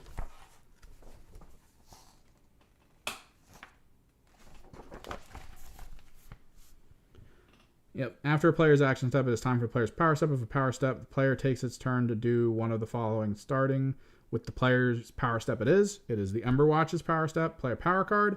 Use an ability on their war scroll. Use the delve ability, which this is important. Pick a friendly fighter on a feature token to use this ability. Flip the token that the fighter is on. Then give the fighter a stagger token. That fighter has delved. When a fighter delves, feature token is currently becomes a cover token, and vice versa. Cover token. Okay. If it's a cover token, then he would be staggered but in cover. It's on page 20.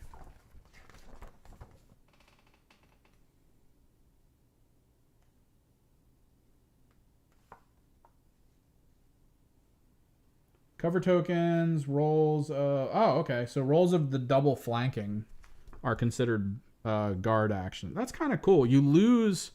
The enemy gets to reroll one thing against you. Dude, delving's actually going to be super strong. I feel like. Either way.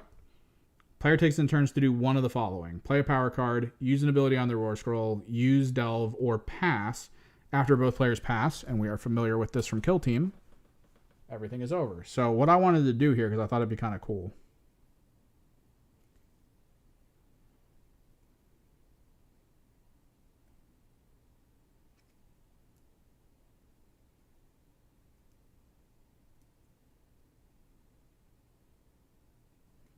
Yeah. We play Settle In. You do not get to draw more cards, to my understanding, after you play them like this. I believe. Power cards come in 2 types. Play, persist, upgrades are given.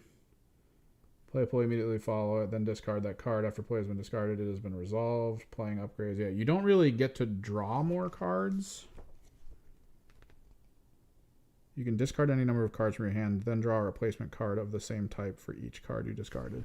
So yeah, you can just draw yourself down to nothing. There are cards in the deck that allow you to draw, but Not really worried about those right now. But yeah, we play Settle In. We target him. Pick a friendly fighter on a feature token. Give that guy a guard token. Which means now if he rolls guard dice, dodge or armor works. Pretty powerful. Discarded. Enemy time. Scores end phase of damage and or slain enemy fighter is greater than your cataclysm value. Spread havoc. Score this at the end phase. Gain a number of glory points.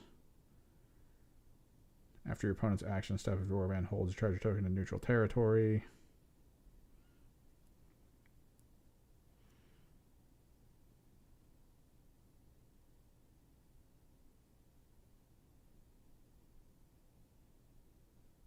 I'm guessing the red hexes are stagger hexes. I need to look up that.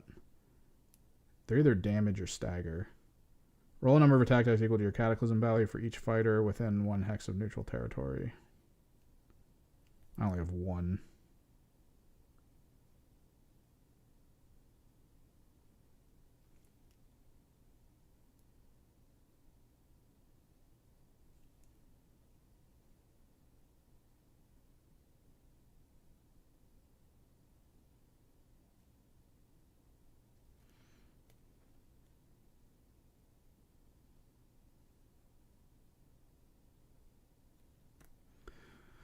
I could play this and stagger him, but I feel like that's dumb.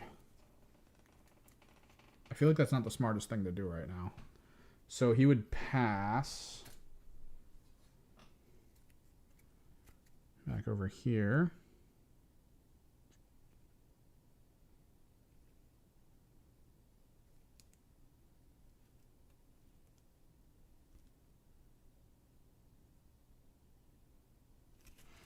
We got nothing else.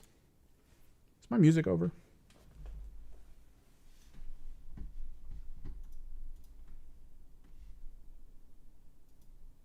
Oh no, there's no more pages of this. That's why it's over.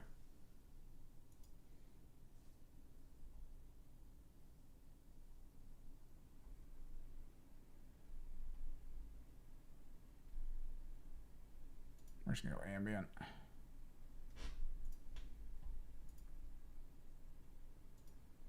Be dark.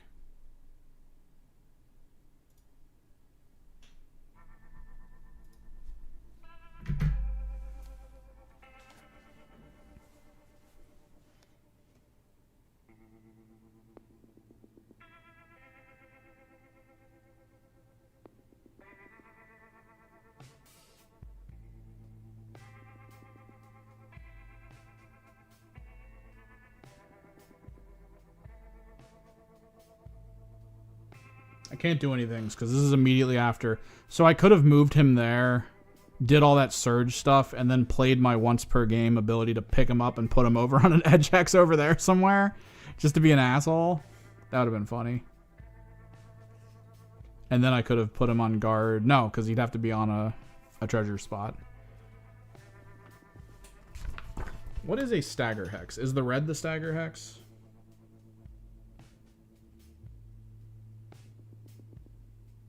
With a thick red border. Yep. Blocked hexes, edge hexes. Hex type, starting hexes. They got rid of damage hexes.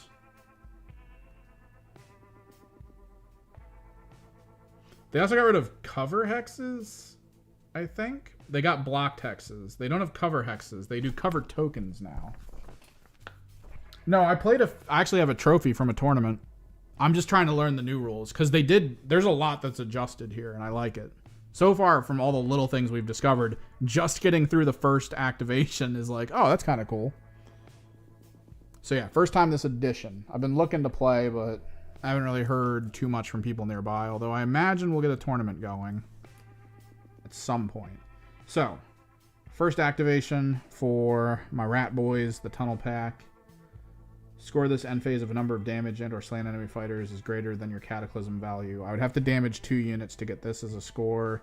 Score this at the end phase. Gain a number of glory points equal to your cataclysm value to a maximum of 2. I would need to get to 2 if I want to do this. Score this immediately after your opponent's action step. A warband holds all treasure tokens in neutral territory. I need to try to take both of those in order to do that. Pick a stagger hex. Push each fighter within one. The stagger hexes. So I could have played the push here. I think push each fighter. Yeah. So I could have played it here and then moved these guys up one. I don't think there's purpose to that though. That could have been cool.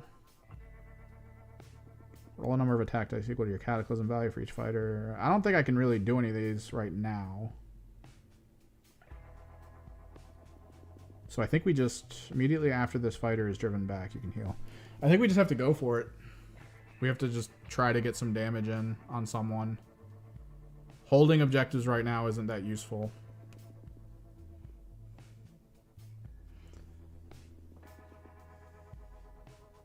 Yeah, that's the cool thing. I like that these feature tokens are the cover tokens now, as opposed to like the blue boxes that they used to be.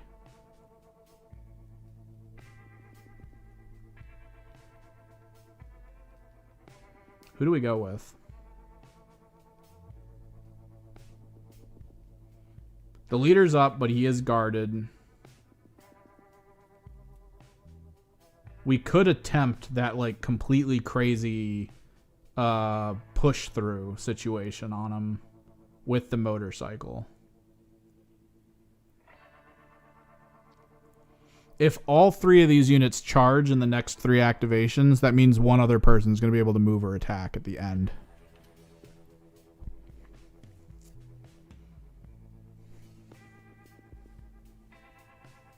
So I need to try to control neutral. So the first big thing I need to do with 2 of my activations is try to get this guy the hell off this point. And then I need to figure out how to hold this one without dying. I think I might want to use him for it. Or him. It's probably this guy. But I think we do motorcycle first. Maybe. We could niche. We could put the ranged guy up. The ranged guy doesn't feel that important. And also, if I'm assuming right, the Cataclysm deck doesn't really care about holding certain objectives. Maybe? Hang on.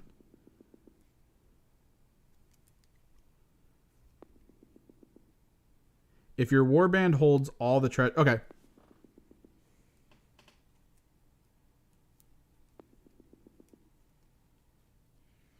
Most Season 1 teams after a year are going to be out, is the look of it. They're going to be out for competitive. You'll still be able to play them casually. The concept is that they're still going to put out updates for them, but it's not going to be that serious. But they'll still be in casual play, but like GW run tournaments will not allow them. Now, you could have a tournament scene near you that decides that declassified teams are still fine for it. That's a whole thing you're going to have to figure out.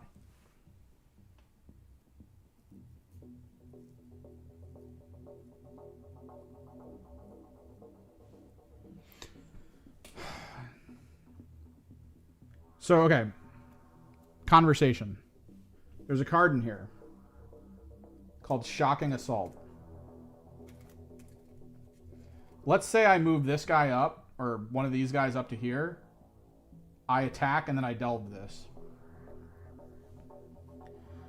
This says, after your opponent's action step, if your warband holds all the treasure tokens in neutral territory, I get this point. Which, technically, if I delve this... This is the only treasure token, since that's now a cover token. If one of these guys undelves it, which I think that's a thing, right? Like, they can come up and be like, no, as long as they're on top of it. If I delve that, come up here, drive this guy back, get on this objective, that would mean this triggers, because this, especially if this guy comes up and kills whoever's on here and gets on top of it somehow, like, this is no longer a delvable token. Delve can only occur per thing once per turn, right? Yeah, I play Mandrakes and I play Plague Marines now. Plague Marines is like one of the newer teams, so that'll be there for a while. And Mandrakes are Season 3, so I'm good. I'm going to miss Warp Coven. I like Warp Coven. I also love Harlequins. So delving allows a fighter to flip a token they are on. A warband can only use delve once in each power step. Okay. When a fighter delves, that feature token is currently a treasure token and becomes a cover token, and vice versa. So, okay, so it is just a struggle to try to hold it. But I could get the rat up here, delve it to gain a cover token, which is nice. And then try to go for this and push him off and get on top of it. Because then this is a cover token, this is a treasure token, and I would own the treasure token. I think we do that. So for first activation, we try to get the flame rat up. Because I need to start upgrading some of these guys, and if I can force him to damage things I don't really care that much about, like Niche, then I can start leveling people up. So from here, 1, 2, 3, I can get to him. His movement is 4, guaranteed I can get on top of this. Charge token needed.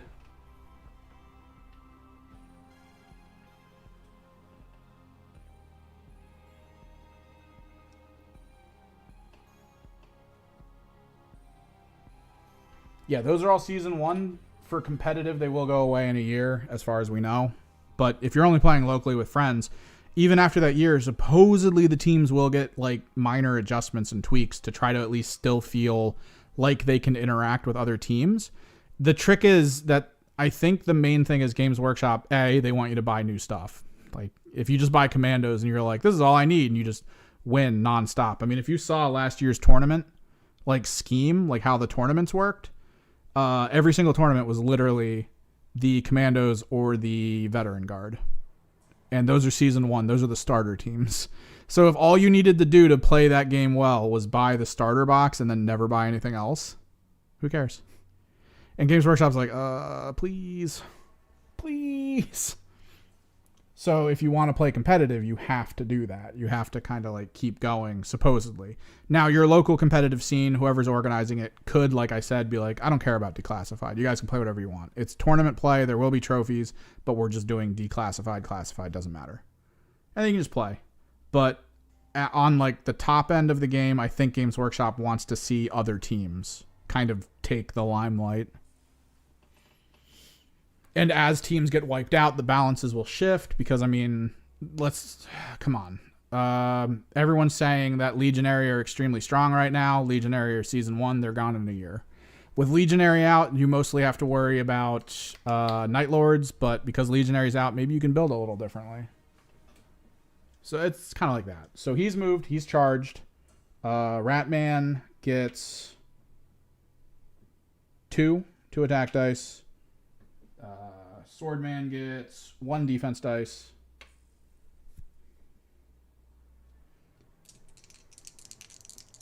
We are rolling really bad for attacks, by the way.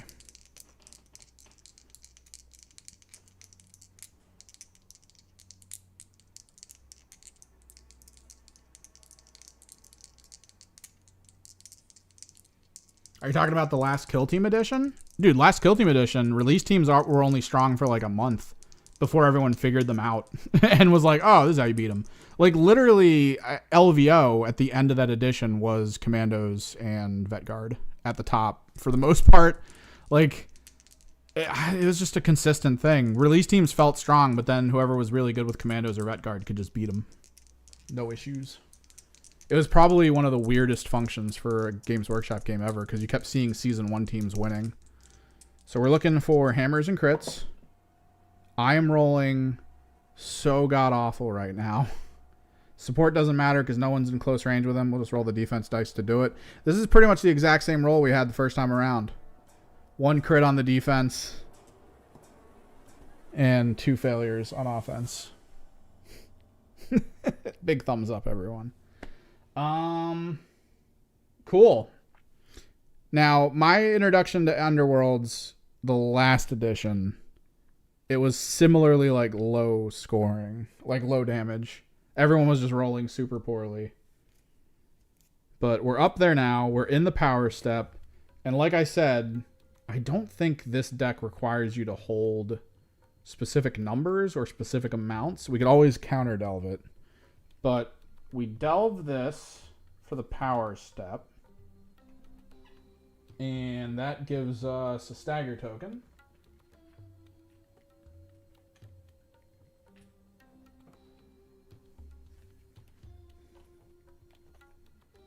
If I can find one. There we are.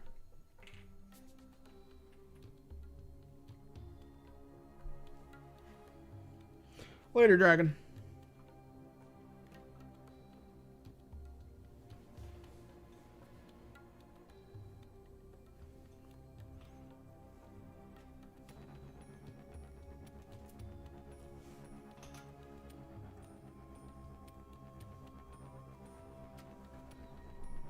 So that's technically their first power use. Other team takes a look at their cards. Draw a number of power cards equal. Nope. Pick a friendly fighter on an edge hex. Could, but nope.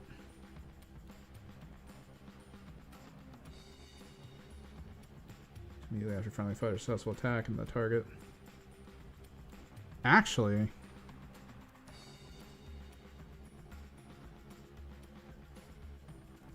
how is this guy in melee? Even though he has a really big bow and arrow, he's actually not the worst at melee either.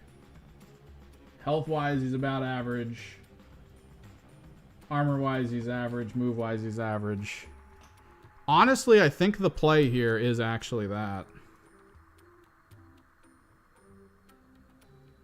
Place that fighter on a different empty edge hex, then give that fighter a move token. It would give him a move token, though. Which kind of sucks.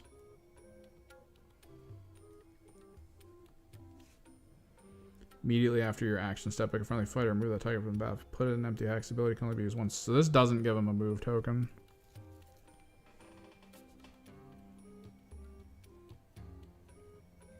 No, yeah, that's huge. I love that it's successes instead of crits override anything. Dude, there were times where I would roll on 3 attack dice. I would roll all 3 hits, and I was like, yeah! And then my opponent would roll 1 crit and all fails. Like, he'd roll 2 dice, crit, fail, and he'd be like, nothing. Nothing happens. It's like, you asshole. I hate this. Now it's -1 damage, which in this situation from ranged is still technically nothing happens. But it also considers the attack to be successful, which does trigger other things, which is nice.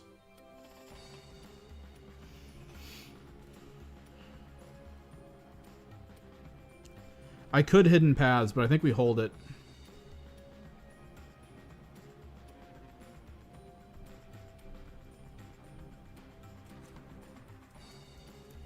I think we hold it. I think we pass.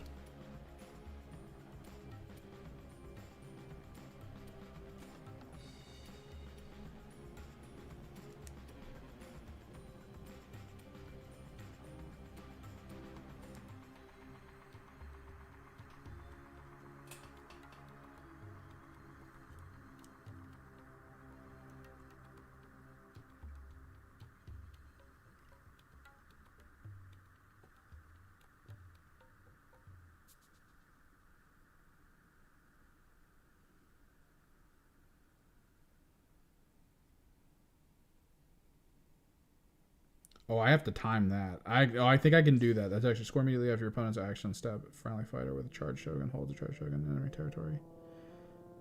So I can get one or the other. You go cook moon salad. Thanks for the dono. So this team's gonna pass. This team delved. Score immediately after your opponent's action step of warband holds all treasure tokens in neutral territory.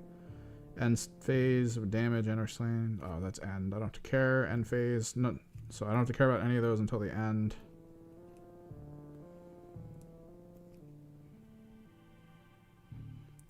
Pick a stagger hex. Push each fighter. Is there a way for me to start growing my cataclysm marker? Because that's kind of useful. I need to kill something. Pick a number. Like, I only have things that help me with cataclysm. I just have to start killing. So they pass as well. This goes over to this one.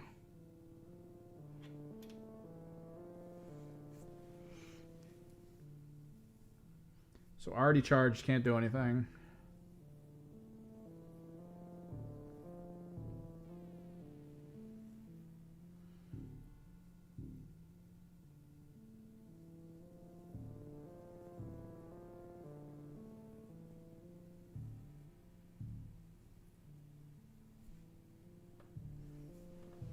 I mean, the basic play here is to just try to go for glory. Again, the issue I have is that if this guy gets enhanced, this is really powerful.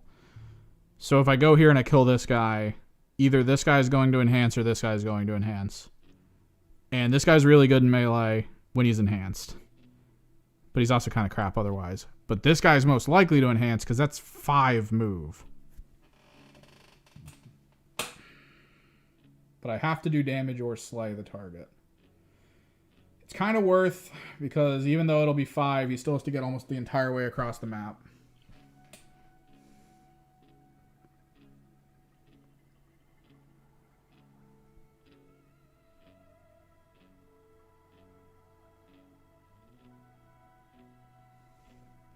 So we'll just do it. We'll just go for it.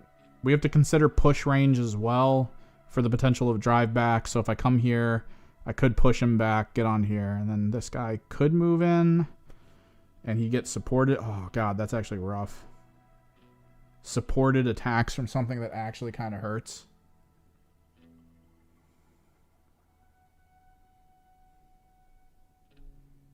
We got to do it, though. Let's not play safe. I mean, this is a learning game at this point. Because I could, technically, with that guy, just attack. I have 2 activations. So, in my head, this, they go, I go, they go, I go, and then they go last. Which means this last activation, I have a combo in my hand where this guy gets picked up, put over here with a move token, and then he moves here. Which is what I'm guessing these guys don't think they need to do because they don't have action cards that require them to be here. And they kind of want to move forward. So this is kind of one of those last second plays where I kind of hope that I don't get pushed off the component there.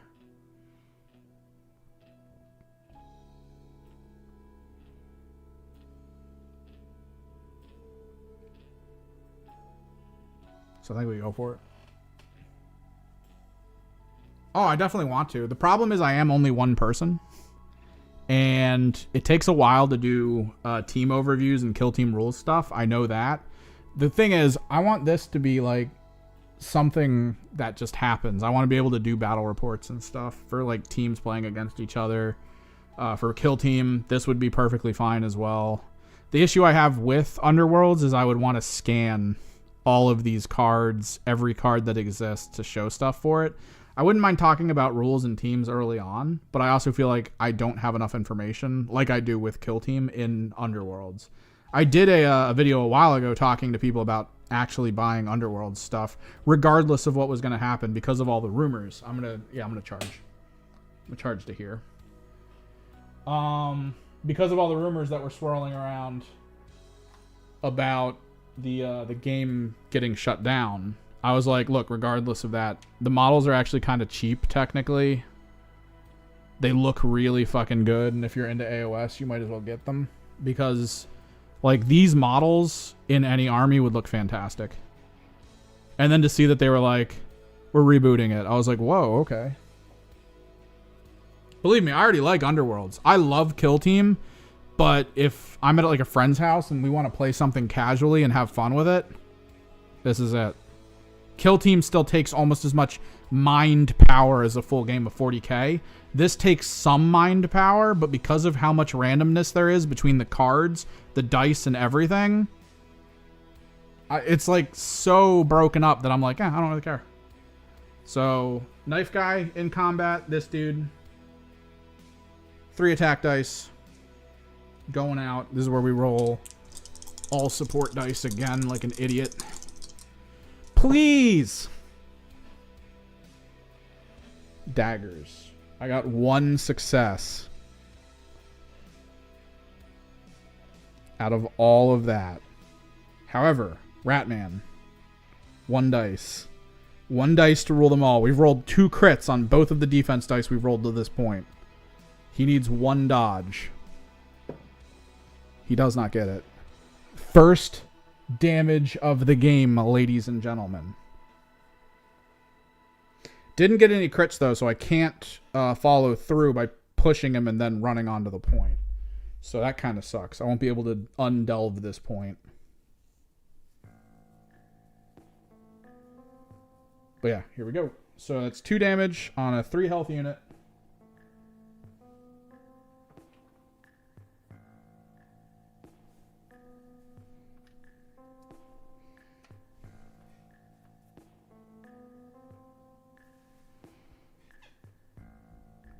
Oh yeah, the first time I learned Underworlds, we played.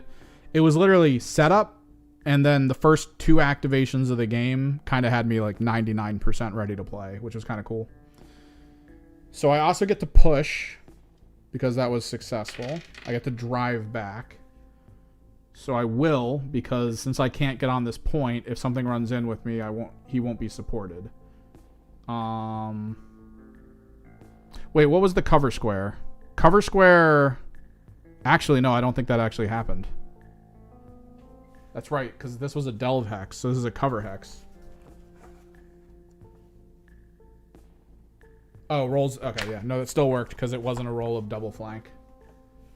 And staggered. I could have technically. Let me re-roll one of my attack dice, because if I got a crit, no, that's fine.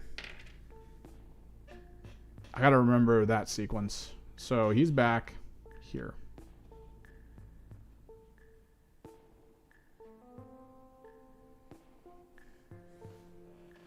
So the pushback so that the little other dude doesn't get support for being in combat with me. 2 damage done. I think this is the moment, because after an action step, if a friendly fighter was dealt damage or slain, in that step, pick 1 other friendly fighter, inspire. Let me make sure there's no surges here.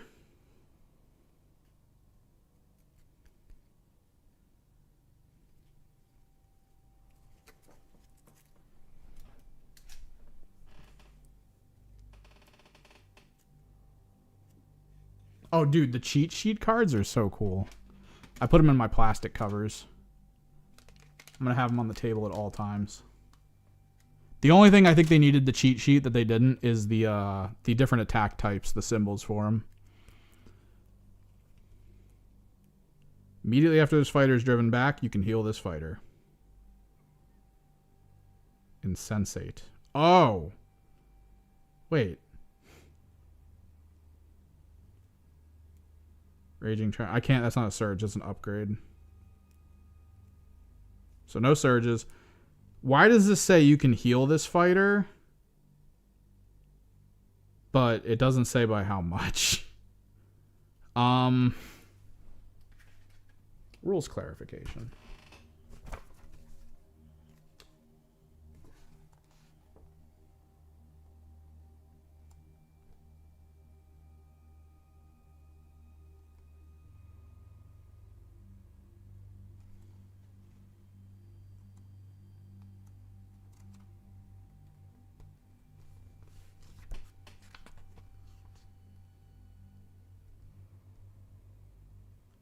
Page 20.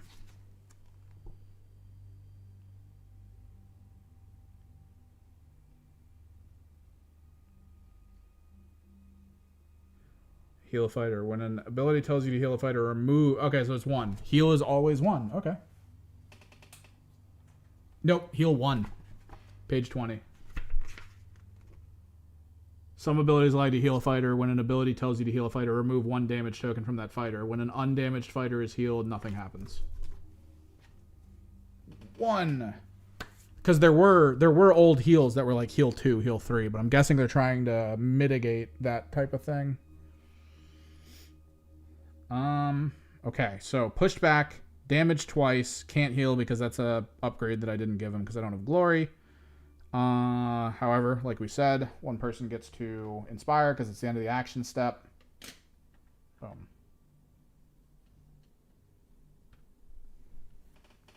Biker inspired.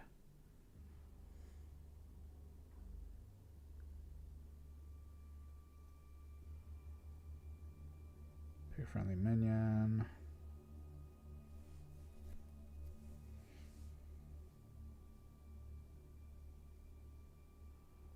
Oh, okay. We're rolling it back a little bit. We're going to roll it back a little bit. Because I think, if I'm not mistaken, because he's staggered, I'm pretty sure he's vulnerable. I'm trying to remember what vulnerable means. I'm pretty sure it means you have a debuff on you. Again, page 20.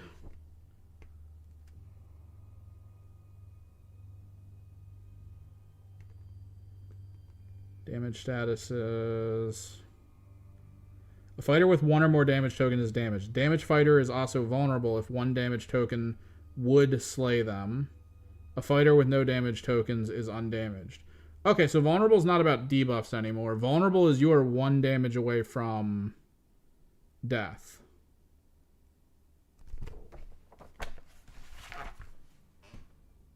Immediately after a friendly fighter's successful attack, if the target is vulnerable, inflict 1 damage on that target. So, sequence in my head, because the successful attack has now happened, right? Successful attack, done. Now you get to go, okay, he's vulnerable because he is 1 health away. So I would just trigger this, which, we'll remember it's done. Alright, PhD. So we are triggering Raptors of Sigmar, which takes it to full damage of 3, killing it. That's kind of badass.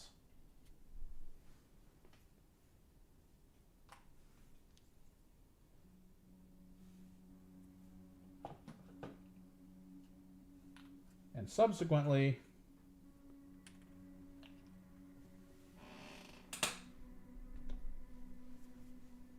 bonus glory. So 3 health units are actually really, not great against this team. This team can at least pick one and just be like, no, dead.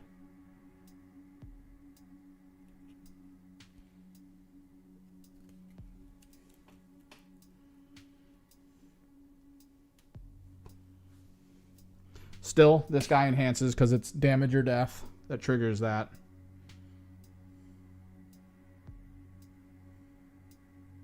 Okay.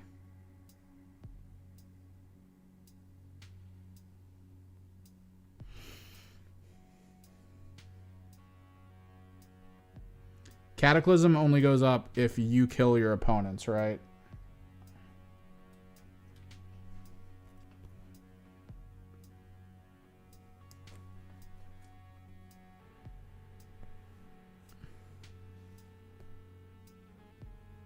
You can advance Cataclysm Tracker step 1, first time a friendly fighter is slain. Oh!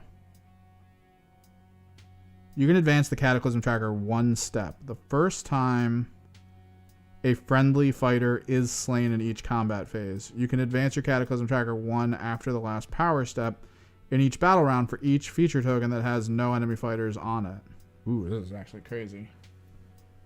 So, each time a friendly fighter is slain. Dude, I guess that's how that works. And you can advance Cataclysm Tracker step 1 step after the last power step in each battle round for each. So this is keep away. It's just me keeping them off of tokens. This is actually a really hard matchup, technically cards wise, because the Sentinel deck is I want to be on tokens, specifically feature tokens. It doesn't even matter about delved or not delved treasure. I just want to keep them off their tokens, and I just get benefits for keeping everyone off tokens. Okay. So, over here. I think we do the charge with Biker Man into here. We want to try to, get this going.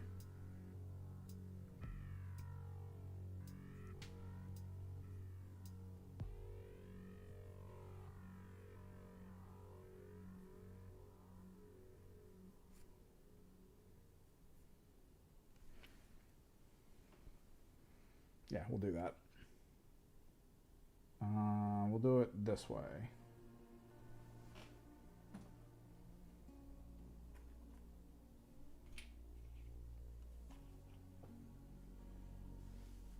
Problem is he is guarded. But we'll see how that plays out for him. So, Biker Man. 3 attack dice. Looking for crossed swords, which kind of sucks. Also looking for crits. This is probably... Okay, so in theory, this is actually probably the worst version of this play. My thing is always, if you have someone with crossed swords... So, let's take this back for a second. The first activation should probably be this guy. To move up and attack. or to move over and shoot, but probably not shoot, honestly. Move up and attack. Because from what I remember of the old version, the last version of Underworlds, whenever you have someone who has crossed swords as their attack, you tend to want someone to be assistive to them. So it's usually good to follow up with cross swords as opposed to starting with cross swords. So we'll start with the leader here. That's what we'll do. 2 attack dice, looking for hammers.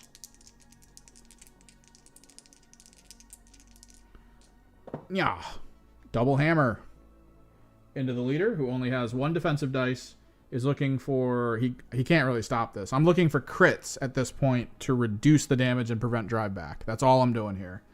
I have the benefit of guard. That doesn't really help me. I do not get a crit. I get a single guard, so 2 successes to 1, making this a successful attack, thus providing 2 damage to the lead. I didn't roll a crit here, so I can't follow through, but I will push back, I think. What does guard do? Does guard just outright prevent pushback?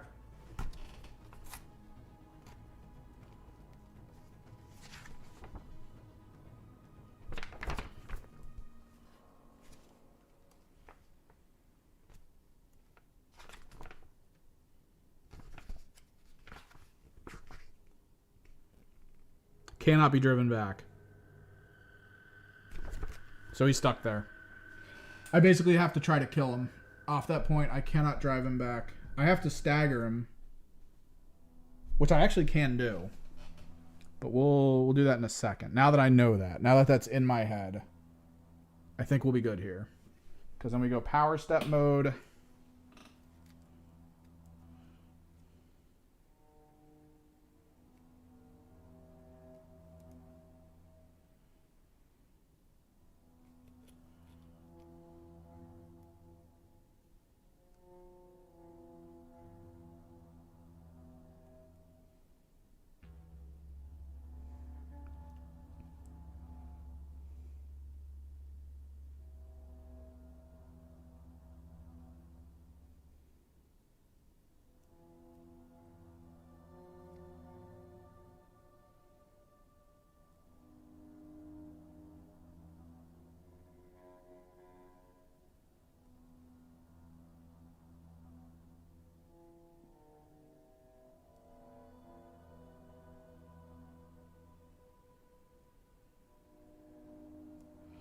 I still don't have a kill. I have no glory on this team right now. I'm not happy about this.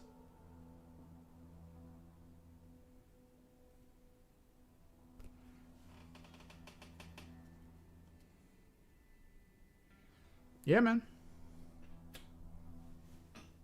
Everyone going to sleep. It's everyone bedtime but me. I'm just sitting here eating sweet and sour chicken. Like some kind of heathen.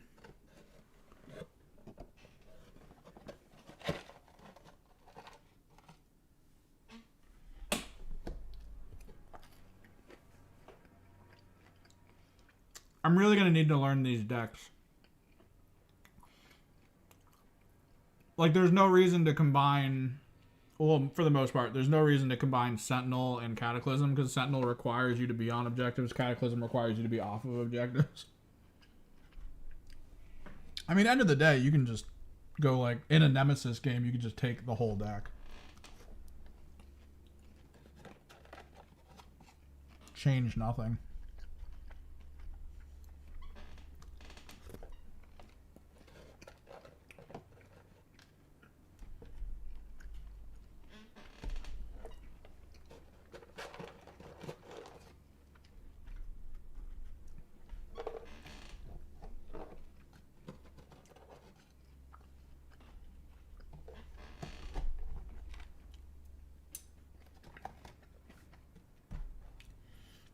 Yummy.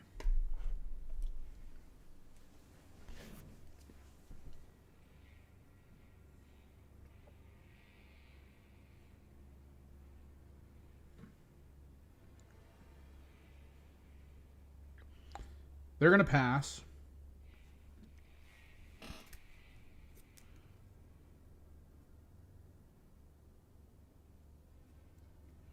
I only hold 1 treasure token. Don't want to do that.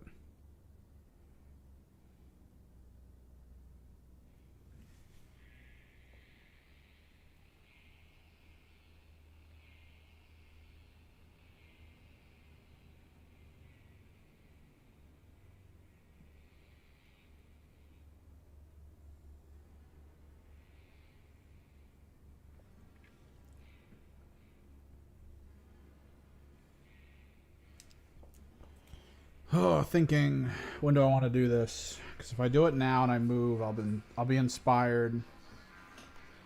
Jesus Christ.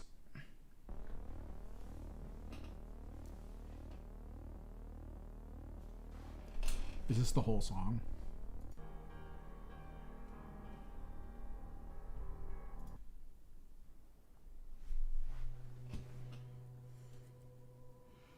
Could do it now. And then attack. Because I'm not going to get the charge out of it. This could allow for some good stuff. Okay, we do it now. Hidden paths.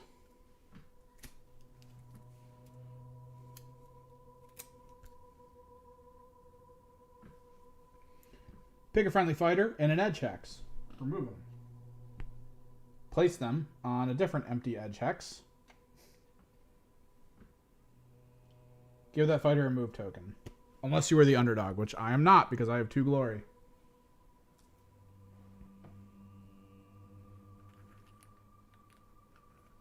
This does mean I cannot charge,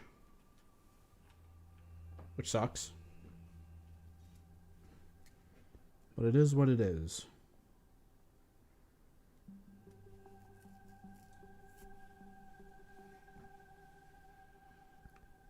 They pass because, again, nothing else was in there that mattered. Step by step. Sally Forth.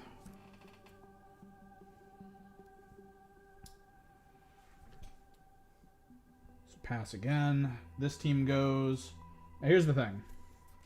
Based on the rules like we were reading, move gives you a move token, which prevents you from charging. I don't think you'll get a second move token if you move. There's like no reason to give double move, as far as I can tell.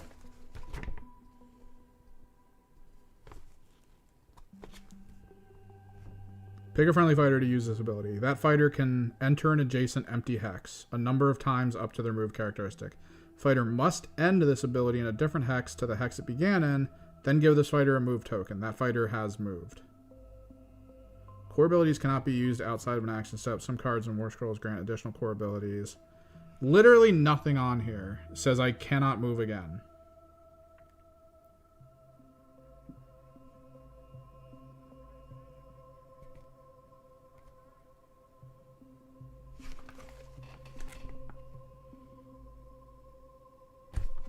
So I have to assume moving again, and you just keep the you can keep the single marker on them. There's almost no reason to add more markers. But I've moved up here for my activation.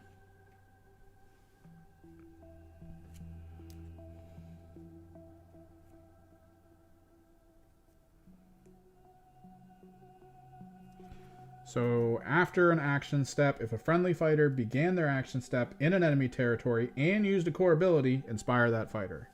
Boom. He is inspired.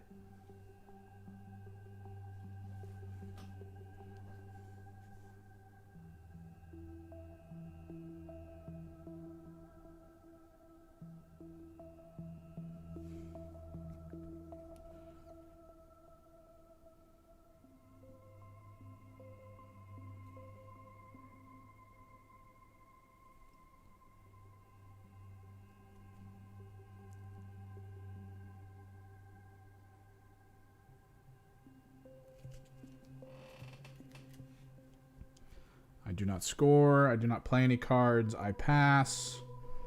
So the idea on this side, which we'd have to go to basically right now,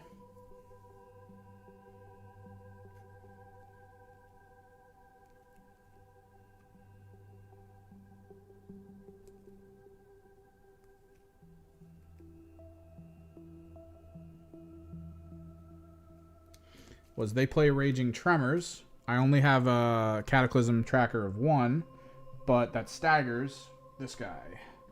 So instead of guard, he is now staggered.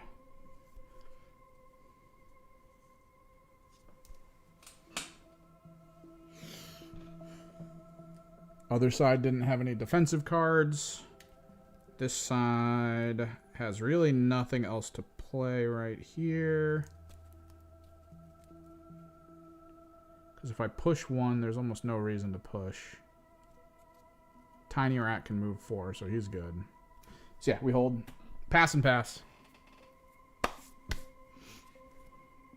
Which leads me over here to the rats. I think we charge. Now that that guy's staggered, I get a reroll and I can drive him back, which would push him off, which is super useful for the tracker. It'll also give me my first glory, which is, holy God, what I've been wanting to do this whole game. And then we have one more activation, which may involve this guy coming over here to try to push that guy off.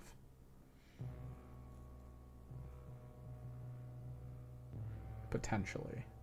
So for now, bicycle. 1, 2, 3, 4. I kind of want him to be in a good enough position. 1, 2, 3. Maybe here.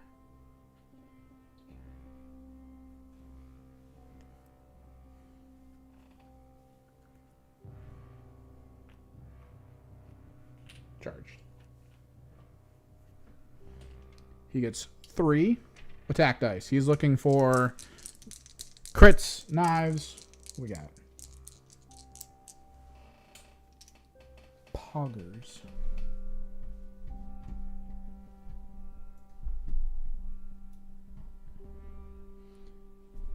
Josh has subscribed.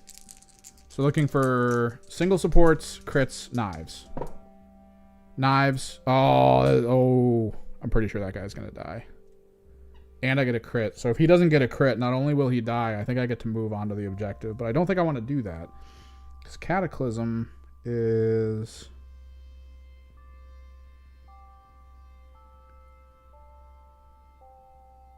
You can advance your Cataclysm after the last power step in each battle round for each feature token that has no... Oh, enemy fighters. I can go onto the feature and maybe destroy it or something.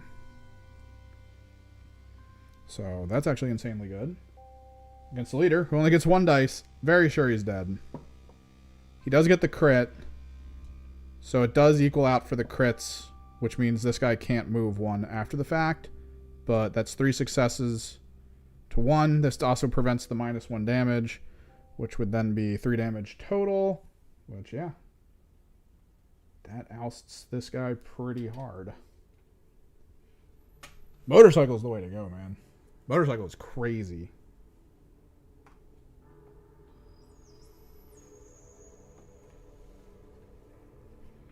And single glory.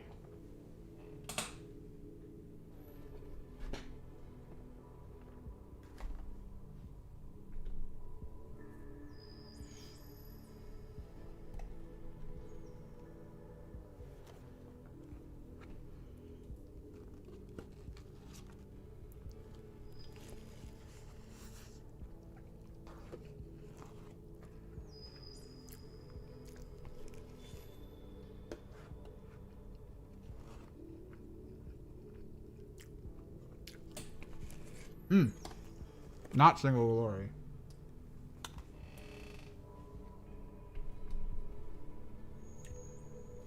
Free glory. That's right. The costs are on everyone's cards.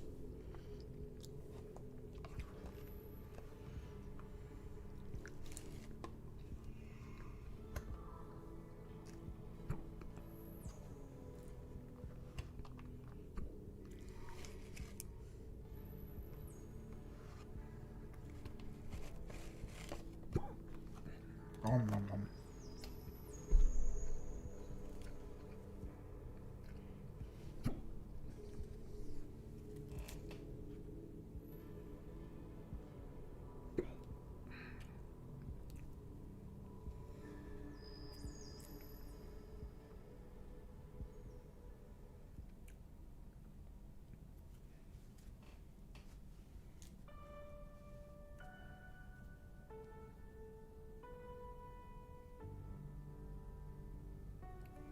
All right, so end of an action step. This triggers this as a surge from the Ember Watch. Score immediately after your opponent's action step. If a friendly fighter with a move token holds a treasure token in enemy territory.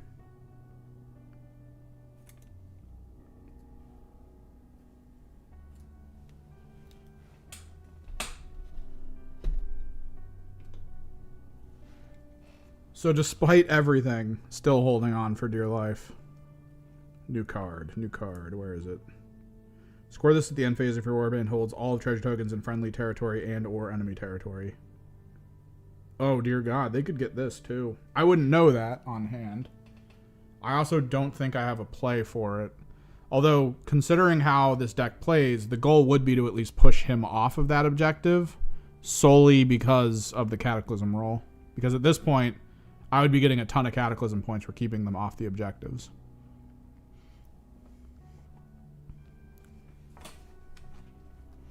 That being said, rat play.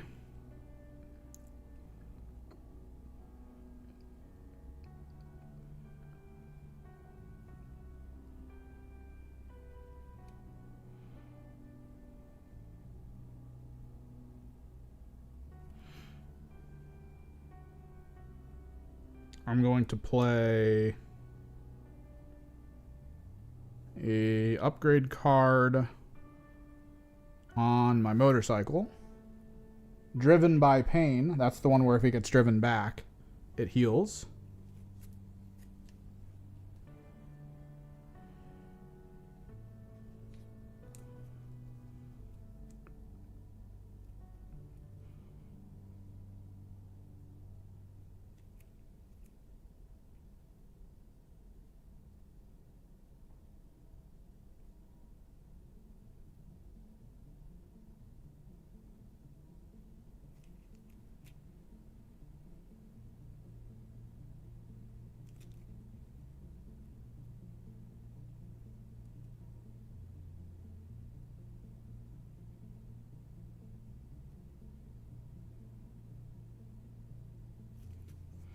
They pass.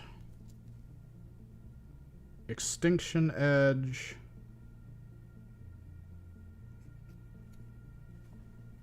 On the bike as well. That's 2 glory in total for upgrades, which is good because they have 3 glory. Other team passes, and then this team passes as well because none of these cards are super useful.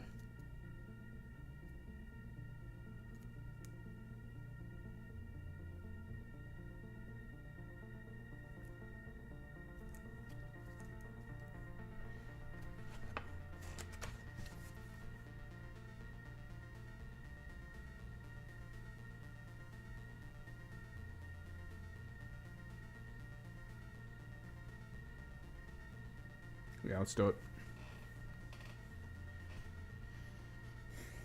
So their last activation on this side. The only guy I believe I can activate here is him, because the other guy has a charge token, and you need everyone to have a charge token to start doing actions again.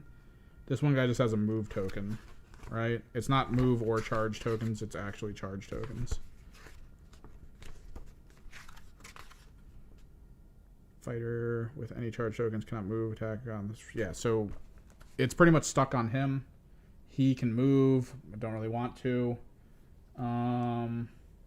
So considering my goal is to try to hold this objective because I do have something in hand, I think at this point he would go on guard. I think that would be his goal. Rather than risking it on damaging something which hasn't been doing so well, he simply guards on this objective to make sure he can't be driven back. Calls it for that.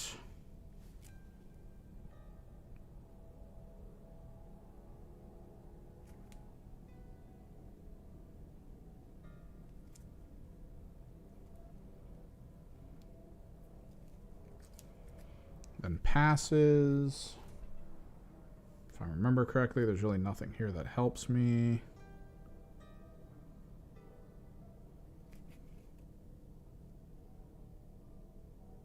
Everything is end phase, end phase, end phase.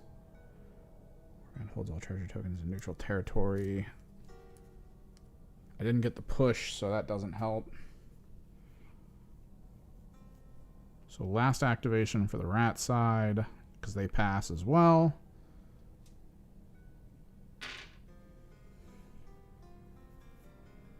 So this is where the split decision comes into play. Because here's the thing. Seeing that he's this. They don't have the thing that lets you stagger when you charge at anyone anymore. So seeing that he can't be pushed back. Score this immediately after your opponent's action step if you hold treasure tokens in neutral territory. All treasure tokens, which there is currently only one. The other is a cover token. At the end phase, if number of damaged and or slain enemy fighters is greater than your cataclysm value, damaged and or slain. I would need to put damage on someone to get this. Because my cataclysm value is 1, which means I need 2. So gain a number of glory equal to cataclysm value to a maximum of 2. I can call that, though. I need to get to 2 in order to do that. But that's end phase. You can advance your cataclysm tracker 1 step after the last power step. So not the end. When is this? End phase. So end phase, it's power step and then end phase.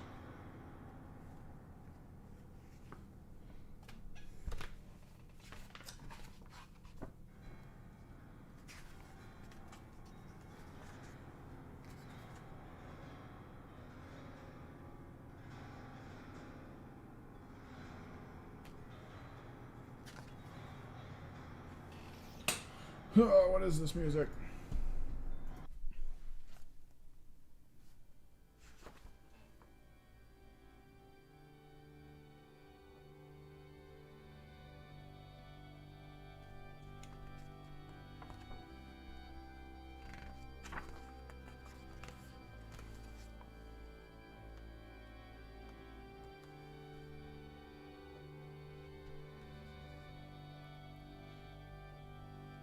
Oh, we didn't do the draw.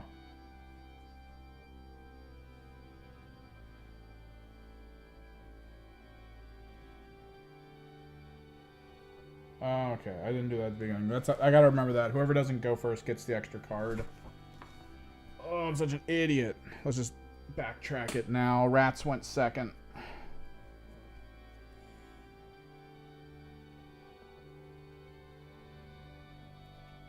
That's fine. It's not that big of a deal.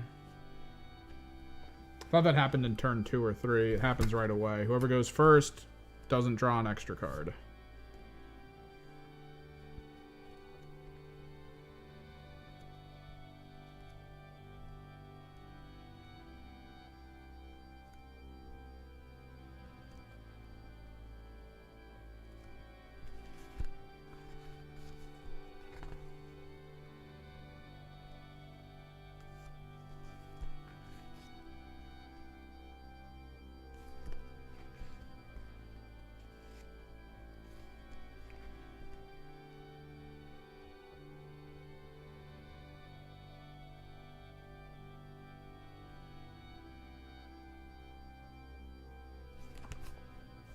This actually works.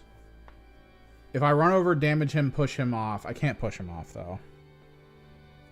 But if I run over and damage him, that'll get me the glory I need. Because I've killed one, I need to damage another because I need 2 people for this 1 glory card.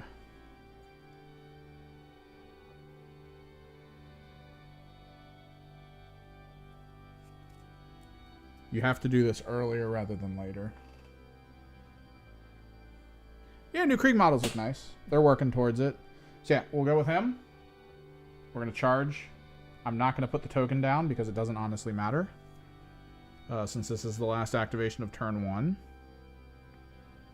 And we attack directly to him. The whole goal is to try to get damage on him. Don't think it's going to happen, but here we go. He does get 3 dice base, which is really nice. Looking for crits or swords. Single sword. This guy gets 1, but it is shield, dodge, or crit. Shield. So no damage.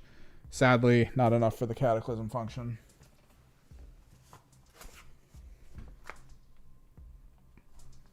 I don't think. Hang on. Actually, okay. We're not really actually playing. We're playing to learn.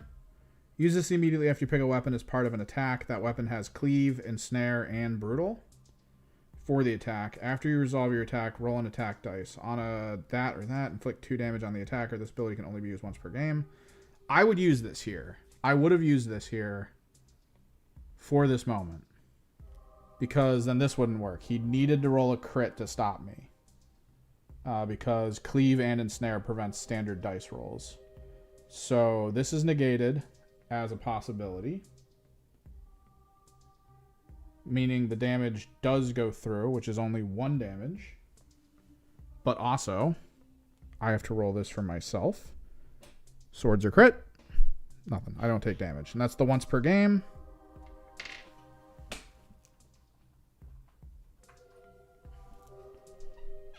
Puts damage on him. As a last activation.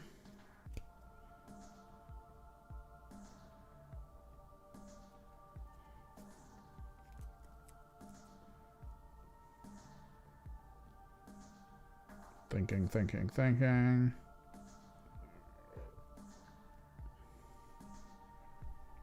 Final power step of the game.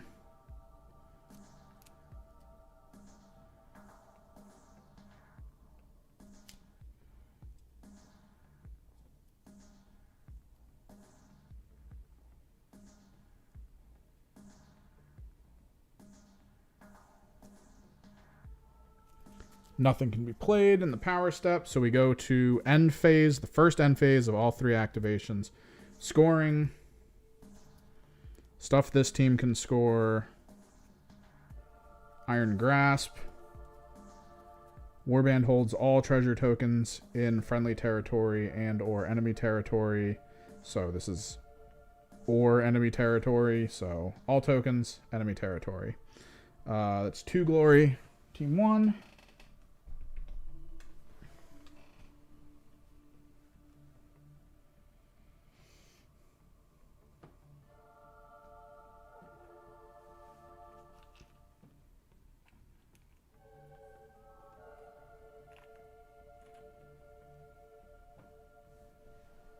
They can't score the other one.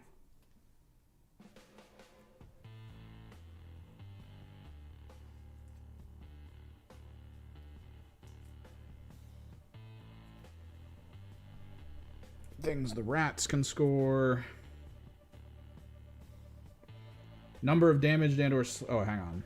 So, power step. 1, 2, 3, 4. For each feature token. So 1, 2, 3, 4. This is at the end of the power step. 1.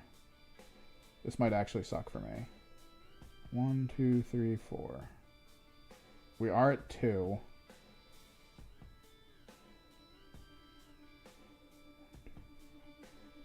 We are at 2, which means I actually can't score this now. End phase, if the number of damaged and or slain enemy fighters is greater than your cataclysm value. I might need to discard this.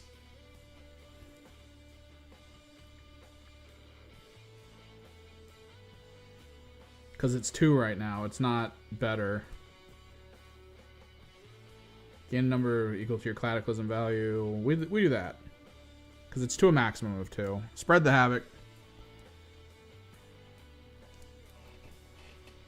1, 2.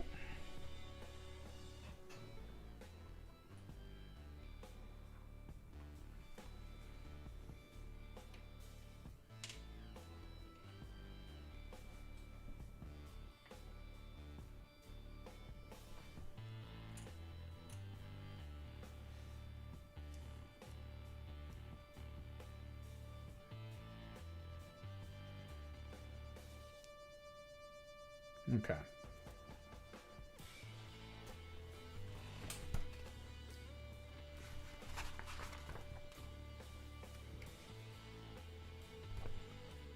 Play upgrades. So end phase. Score objective cards. Done. Equip upgrades. We can upgrade here if we want.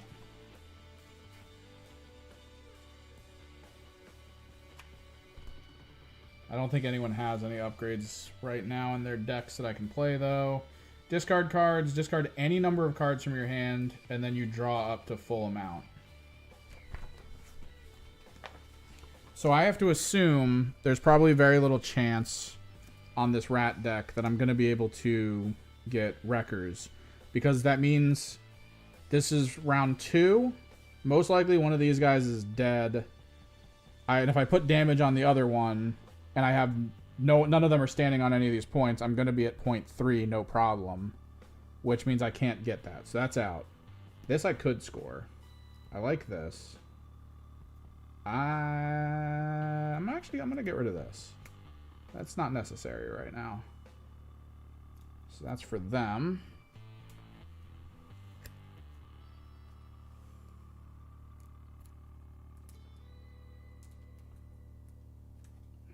So you draw up to 3 for your missions.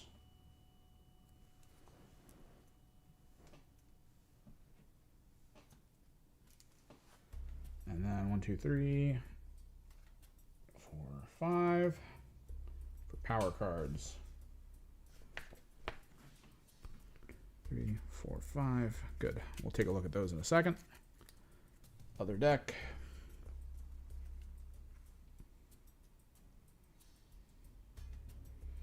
I want to get rid of this because I need to go hard on attack. So the movement function is kind of garbo.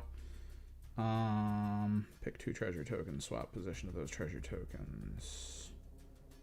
By the numbers, draw a number of power cards. So let me get rid of that. Play this immediately after friendly moves. Push. We'll hold that just in case. So 2 out.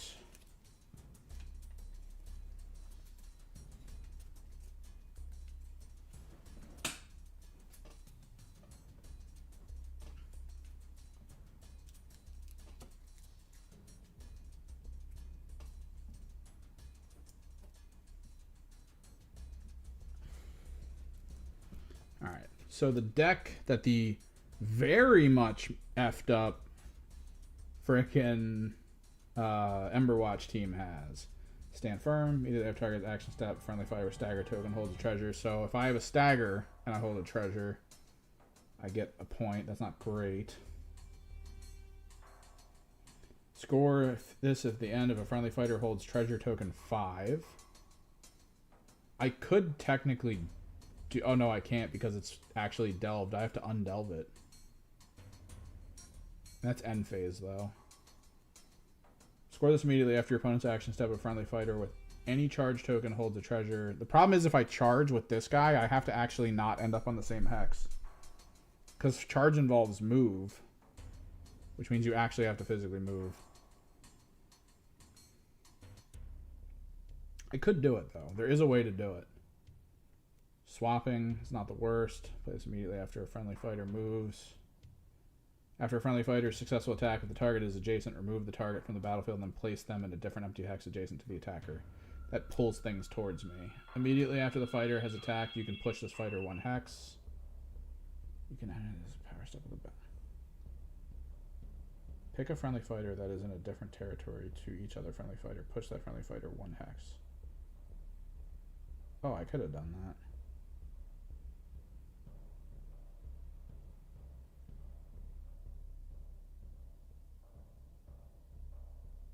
I'll have to remember that next time. Agile, deft. After you make a save roll for this fighter, you can immediately reroll 1 save. That's actually huge. This is good because they get upgrades now.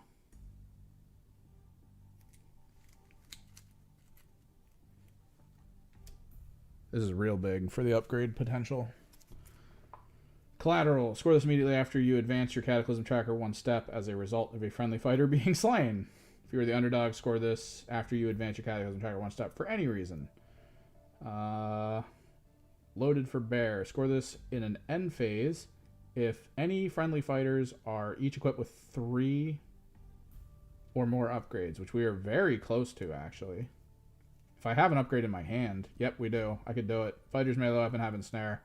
We could easily do this. Score this in an end phase. We just have to keep them alive till the end. Shocking assault, of course, still. Immediately after your opponent's action step. Okay, I like these hands. These hands are good. So we roll to see who goes first.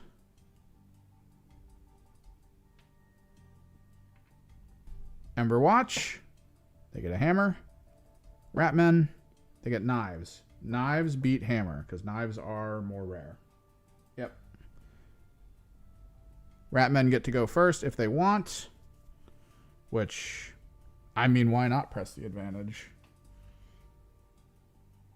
So Underdog gets to beat the tie, and then there's other abilities that Underdogs can get in the round based on, like, card abilities and stuff. But outside of that, there's nothing else they really get at the top of a round, right? Who is the underdog here? No one. No one's the underdog.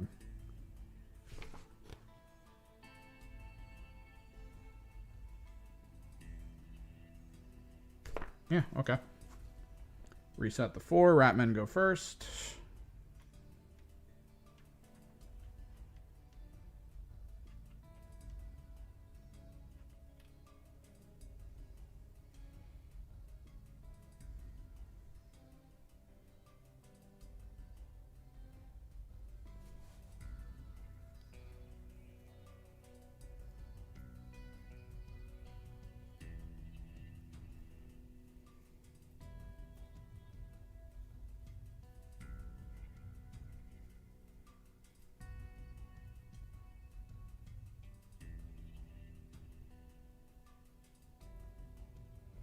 So this is kind of cool. Yeah, they have symbols. Now, here's the thing. The symbols can be equated to actual dice numbers. I mean, of course they can. This is a single thing. Like crits, there's only one on a dice, so that could just be a 6. If you need a knife, technically the only thing you can get with a knife is this one or the crit, so technically it's a 5 or a 6. That's like a 5+. If, let's say, you have an ally near your opponent, you also need the flank, which there's only one of. So that would be a 4+, technically. So there's ways of doing it where it would be like the pluses or minuses in either direction. But I feel like there's so many different situations in this game that cause the flux of those numbers that it is a little bit easier to run off of symbols rather than 1 through 6. Just because sometimes, like, I could have a unit with an ability like Ensnare or something, right? So if you have the ability to block with like dodging or blocking, and I have Ensnare, you don't get your dodge, which means it's like -1 or 2, I think. I think it's 1, right? Yeah, it's -1 to whatever your roll is. So there's too many pluses or minuses, and the symbols kind of make it more straightforward in a way, in like a weird way. So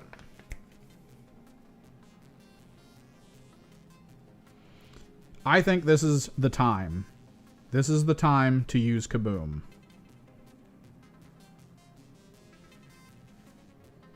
Because Kaboom, with the rat team, does a lot of really fun things.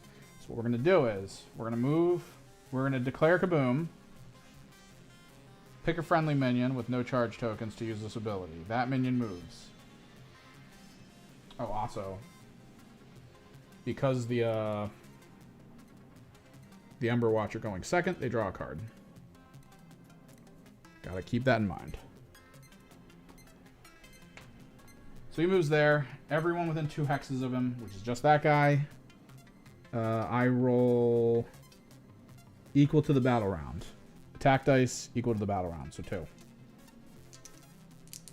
I'm looking for hammers or crits. I get 2 hammers. So what that means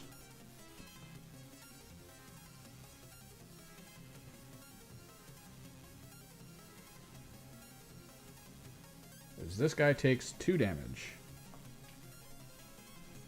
This guy then dies. He provides no glory, because that's how he works. The rat team, after an action step, if a friendly fighter was dealt damage or slain, which it was, inspire. I think I want to inspire this guy.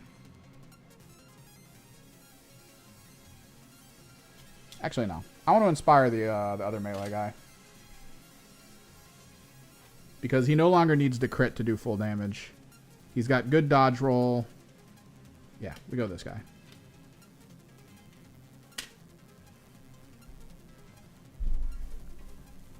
Also, because of Cataclysm. Move the tracker up 1 because I lost a unit.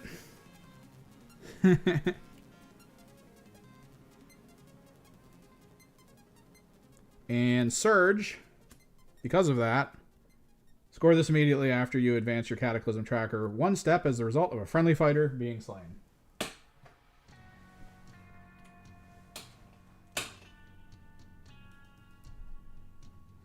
Rat power!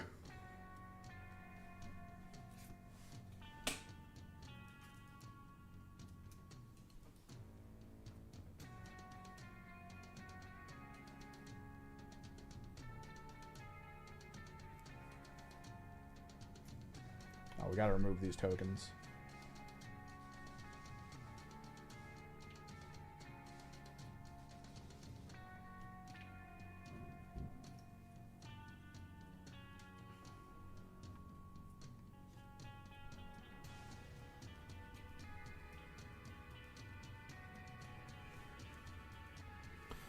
Big round for the rats. Big first activation. We go right into the power step. We do what I was planning on doing anyway. We add Inescapable Grasp onto the biker, giving him 3 upgrades. That'll be for later for the card that I told you about that is an extra glory for having 3 upgrades on a target. The goal is to basically keep the biker alive at this point, which honestly, I don't think is going to be that hard.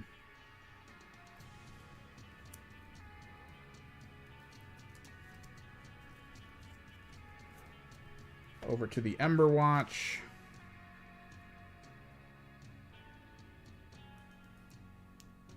Oh, I drew from the wrong deck.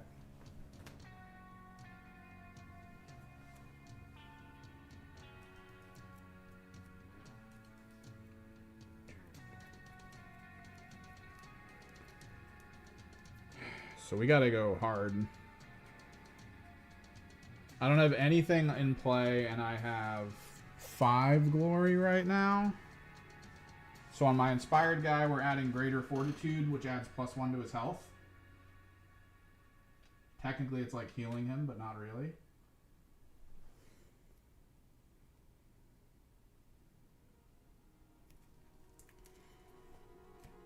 Back to rats.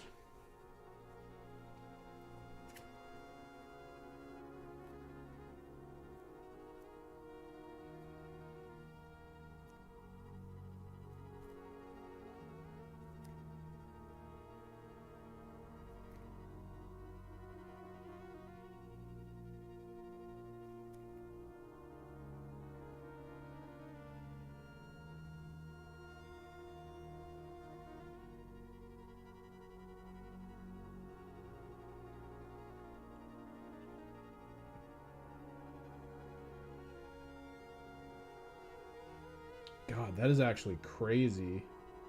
You'll see what that does in a second. That's actually a huge card to just have in your hand in this moment. Rats pass, though. And they're probably going to pass going forward. They really don't have, just for my own sake, they don't really have a lot of options. Immediately after this fighter is attacked, you can push this fighter 1 hex. Duelist. For another 1. Meaning we have 3 points in total on the field for glory.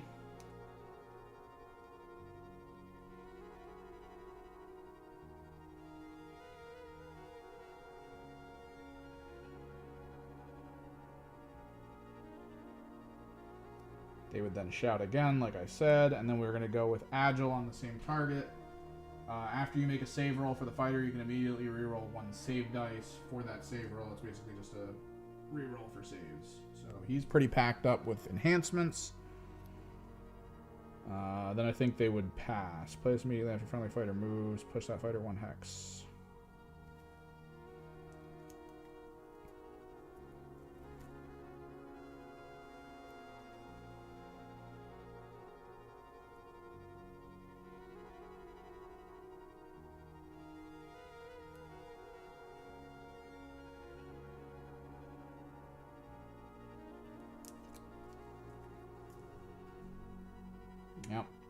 Full passes on both sides. First activation.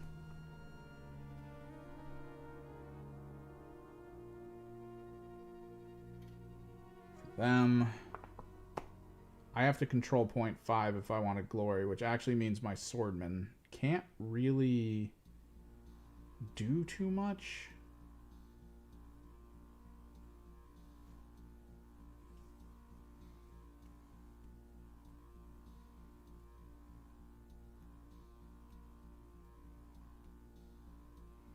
We've already used raptors.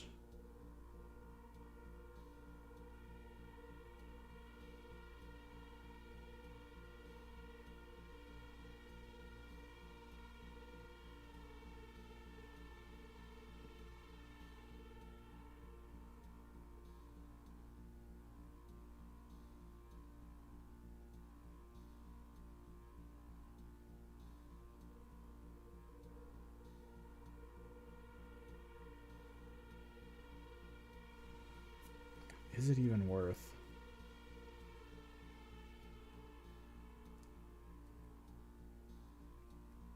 Score this immediately after your opponent's action step.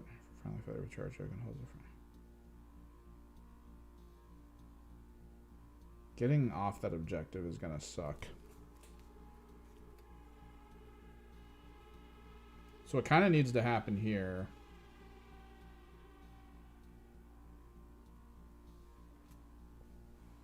He's +1 health.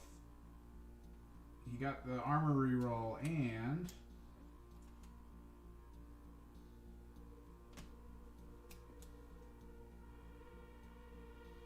he can be pushed 1 hex after he attacks.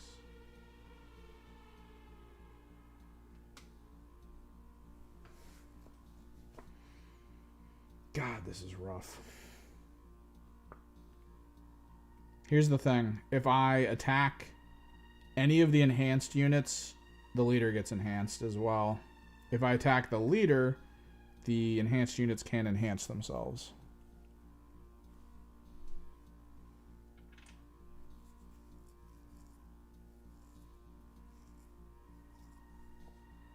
So here's the play.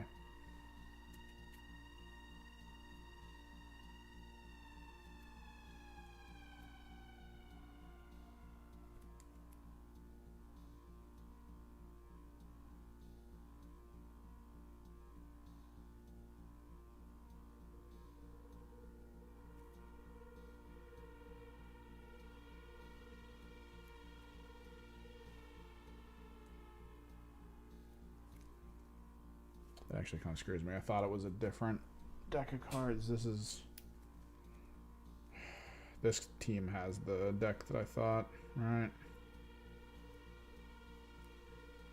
No.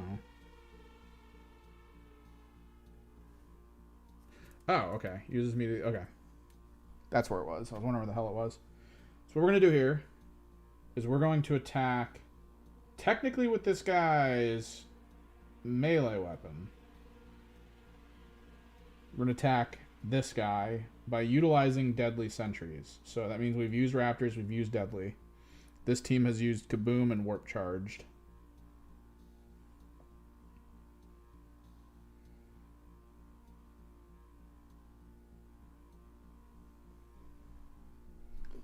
So we're going to up my range for my close range to 2. And we're going to attack that guy. There was a surge in here.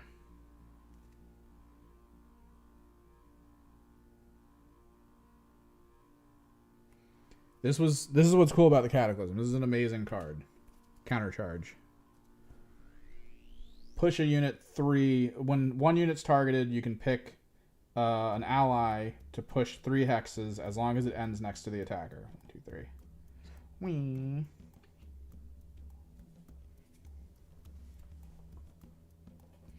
What this does is it gives him the single support and double support for armor. But as it stands, we are looking for hammers. 3 dice. Looking for hammers. And technically I can push myself after this attack by 1.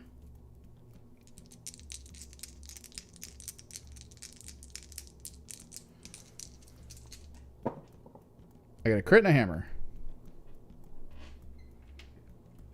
he only gets 2 defense dice. He is looking for dodges, singles, or doubles, or crits. So he got a dodge. So the attack does go through. Crit potential, but I mean, I have to be adjacent to him to push through with the crit. So that doesn't really add anything to it. He doesn't have any critical benefits. But that does put the damage through, which is 2 to the leader.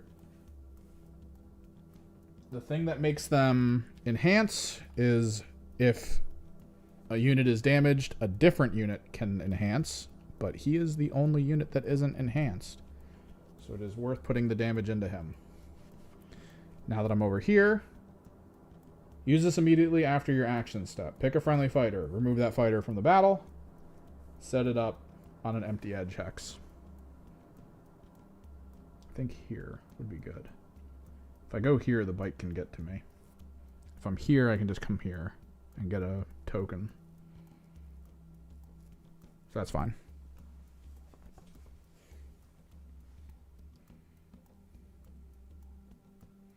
Power step.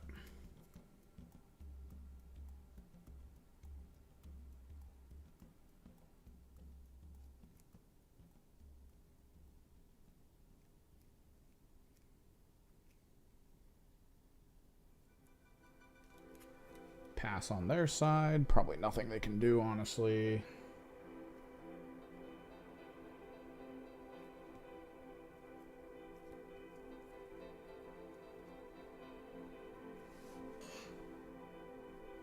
Got to draw after the surge.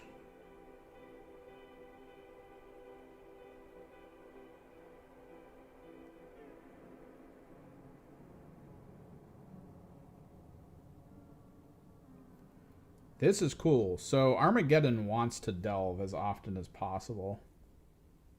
I'm starting to realize.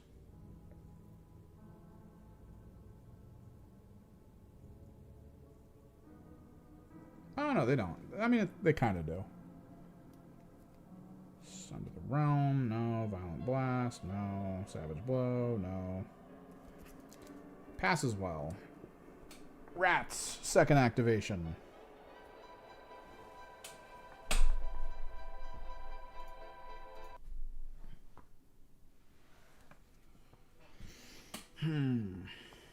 So the bike is now good to go at 5 move.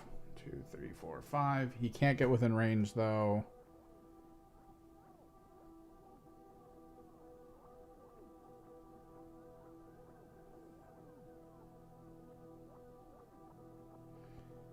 Attack rat, 1, 2, 3, 4. He can get up. I think the goal is to try to bring him down before he undelves that point. An attack rat might be able to do it, although, again, the issue is the attack rat is a cross swords, which means there's a low chance of doing the damage. But, if I'm not mistaken... Yeah, we'll do it. Dude, Cataclysm is so good for rats. So we're going to charge. 1, 2, 3, 4. I think I'll go here, actually. Get on the point. Prevent the actual interaction. We pick a weapon. I play Savage Blow, which makes it so that the double support icon also works on top of daggers and crit, which is what you want. 3 dice.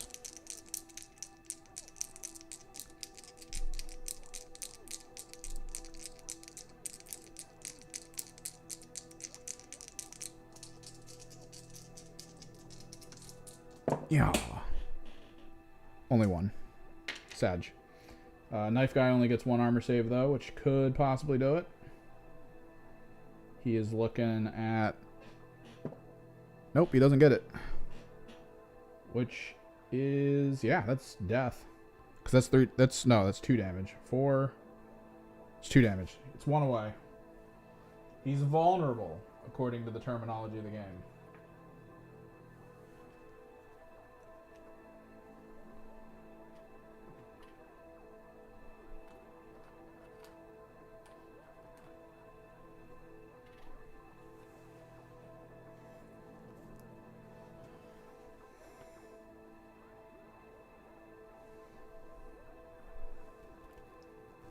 Power step.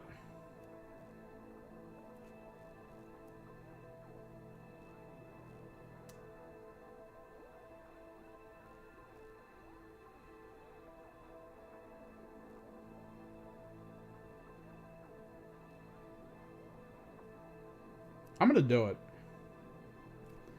We're gonna go crazy here.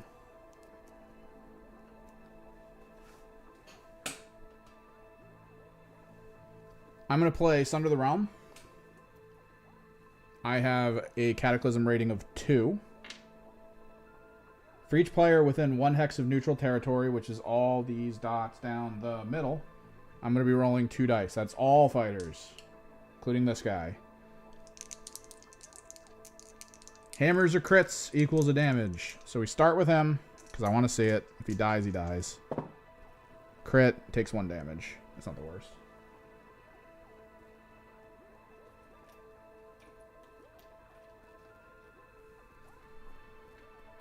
Kind of want to see what happens to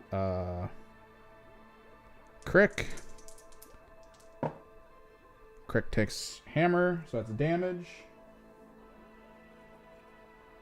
This is done in a power step, so I don't know if this means I can, after an action step, if a friendly fighter was dealt damage or slain. So yeah, this doesn't work in the power step. It's action steps.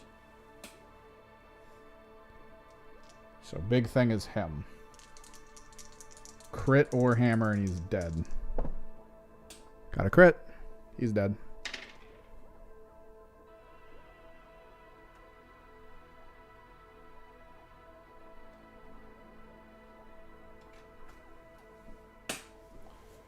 To glory.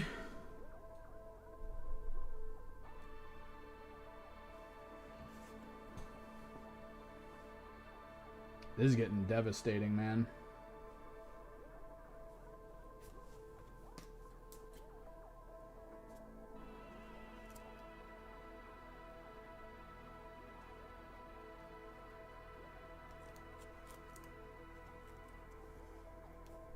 So that was their play. Score this immediately after your opponent's action. So a friendly fighter charge token holds a charge token in enemy territory. Token 5.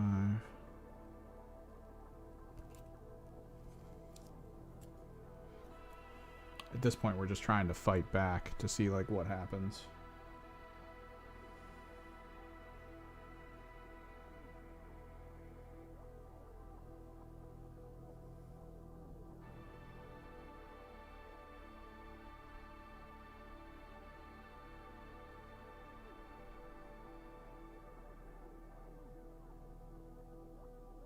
Yeah.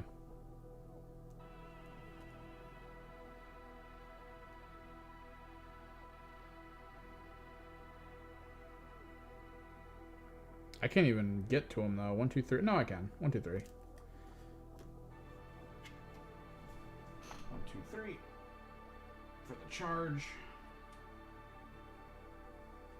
We just gotta try at this point. Melee. 3 dice. So this involves rerolling armor and being able to push myself after doing this. Looking for hammers, looking for crits. Oh, dude, hammer double crit? Are you kidding me? Little guy might be in trouble. 2 defense dice, looking for dodges, looking for crits. 1 dodge. That's 2 damage, which is enough to get the kill.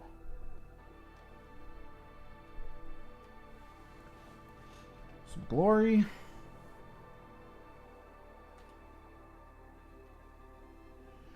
And duelist, allowing me to push myself here.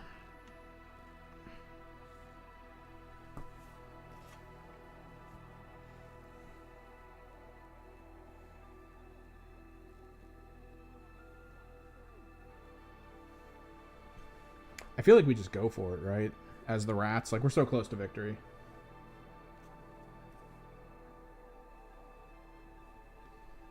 One, 2, 3, 4. 1, 2, 3.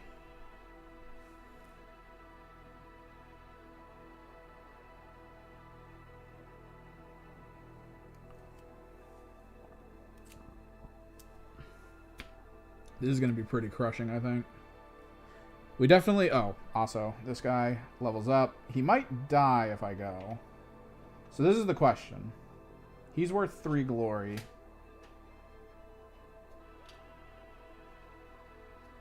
This person only has 1 health. I think we send the bike. But we do not send him. Conceptually speaking, I think the best thing we do with this guy, because the mobility's gone and all that, I think this guy just comes here.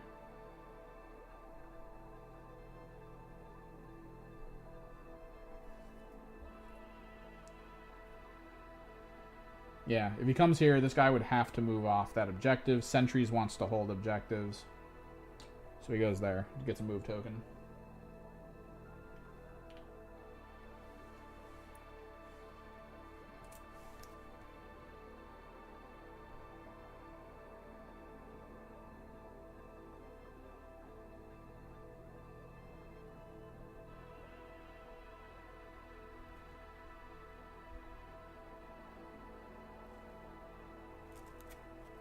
They pass on their power. I don't think I have anything for this guy. This guy's like hella screwed, man.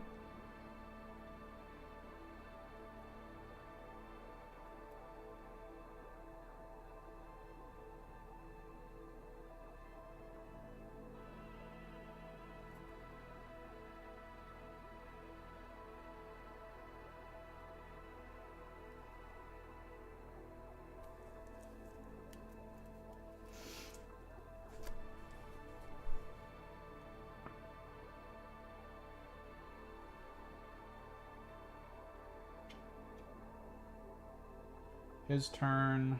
Honestly, he would just go guard.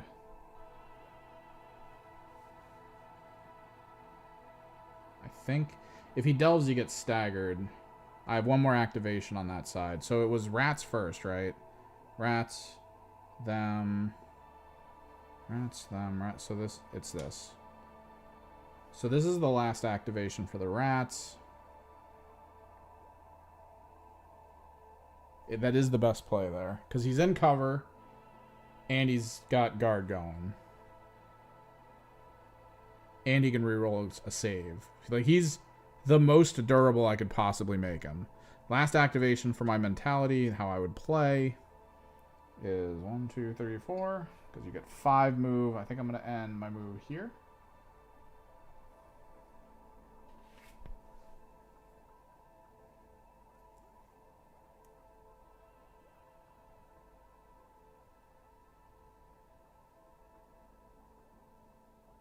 Oh, this gets discarded. Actually, that kind of sucks. This gets discarded because I'm Cataclysm 2. This means I don't get the other thing I'm trying to score on.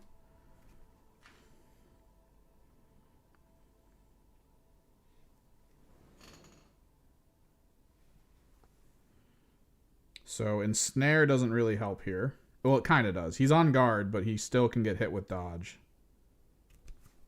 So that's good. So here we go. 3 dice. Looking for daggers or crits. Because I don't think I have anything else, right? No, yeah. They're spent on power. Daggers or crits. I get a crit. So he's on a cover space, which we discovered means I get support? What is that?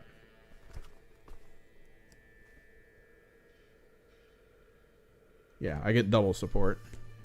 So he's looking for double support, shields, or crits. Specifically, he needs crits. I got a shield. So 2 successes.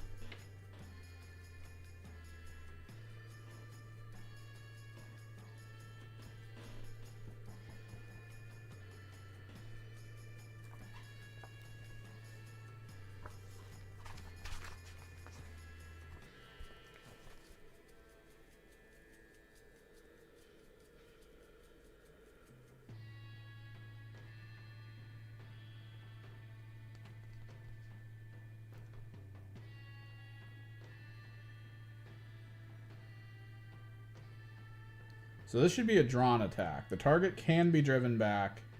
Then the combat sequence ends, but I am in guard. I cannot be driven back.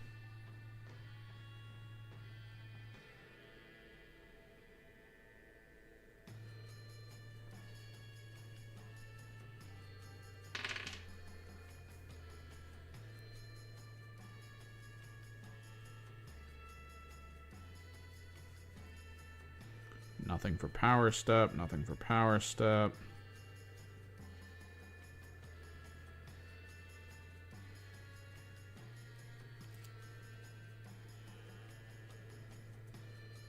Final round for these guys. I would definitely attack straight up at this point. Attack the bicycle. The mouse-sickle. Hammers or crits.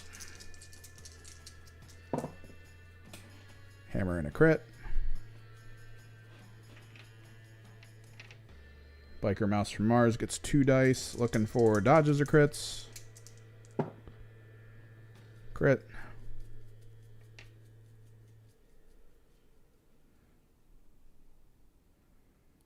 So this overrides. Crits are equal though, so the other critical abilities don't occur here. Right? And critical is driven back, I believe. No, critical is the other one where I can move. Is driven back a choice? The number of successes in an attack roll is equal to or greater than the number of successes in the save roll. The attack player can use the following ability, drive back. So this is where this trick for this upgrade is that I don't have to drive him back. And I don't need to in this moment, so I don't heal him. But he will take 2 damage of the 4 that he has of health.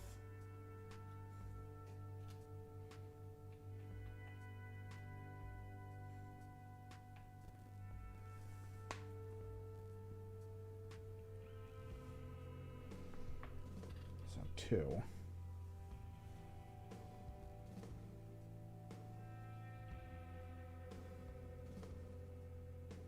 Final power step. There's really nothing to play here, I don't think, that matters. Okay, so the way my mind works, and the problem is I know the cards here, but the way my mind works is if somebody usually does that,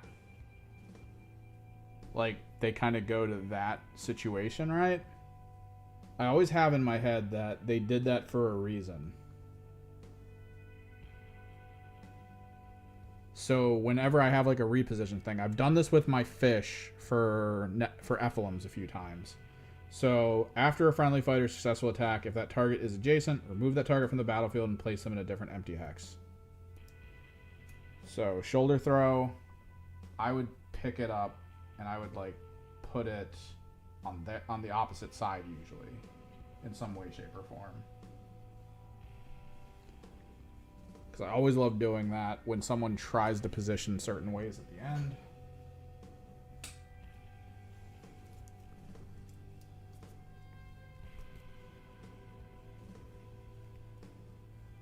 Then we go to scoring. So, set explosive. Score this at the end phase if your warband holds 2 or more treasure tokens. So no.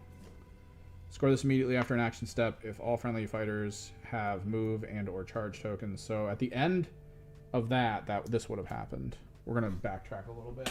I am managing 2 decks, so we are going to sort of adjust things as we go. That would have been a surge.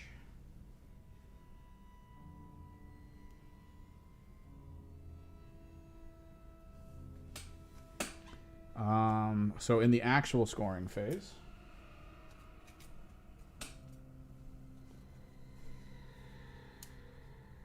that didn't work.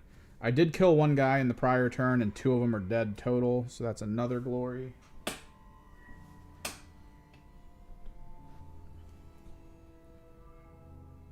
I did have 3 equipment, but one of those pieces of equipment demanded I discard it because I was at 2. So that kind of sucks. So that gets skipped as well. And that's whatever. Oh. In the power step as well. Because it would have staggered and it undoes that. But nothing would have mattered because all the tokens get lifted.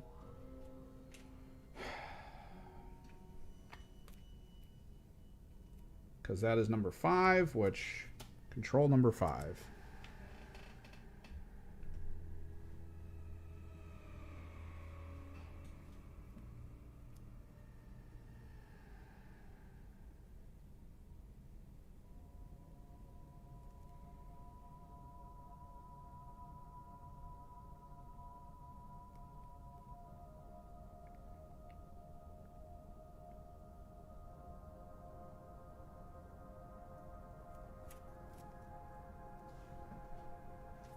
We go to draw. This would be the last round of an actual game. Technically, it's still kind of close. I have to be very keen. I don't know the decks well enough to know if there's anything in them for me to be like, oh, if I draw that card, I'm good. But basically, the way we have to look at it is this. I have 2 units left. I don't know if I'm getting this, so that would be discarded. We got that. I don't know how much equipment we have, so I don't know if I want to hold on to that.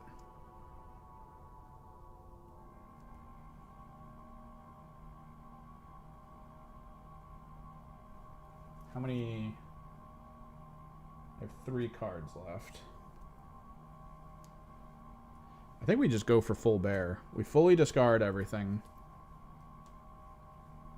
There, and Violent Blast doesn't help me either, so that gets discarded. So I'm basically getting a whole new hand for the rats.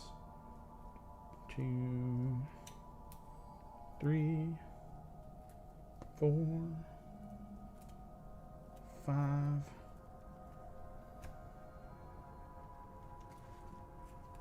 1, 2, 3. Oh, also tracker. 1, 2, 3, 4. 1, 2, 3, 4. We are Cataclysm 3, gentlemen. These guys over here.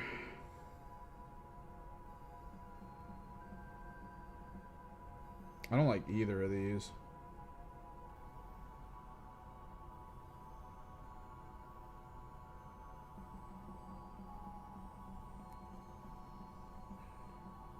That's not going to help. I think we full redraw here as well.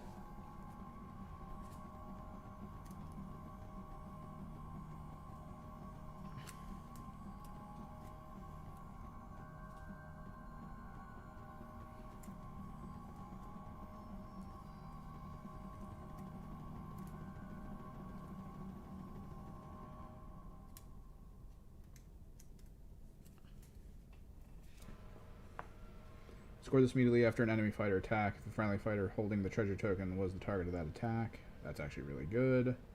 Hold treasure token 1 or 2. Okay, that's actually fine.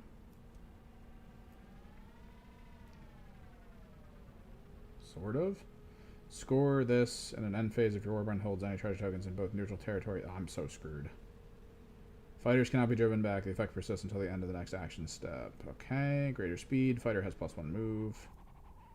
Fighter is the target of an attack. The attacker cannot use overrun. This fighter has +1 save to a max. Ooh. Inviolate. The fighter cannot be flanked or surrounded while they hold the treasure. Oh my god. Okay.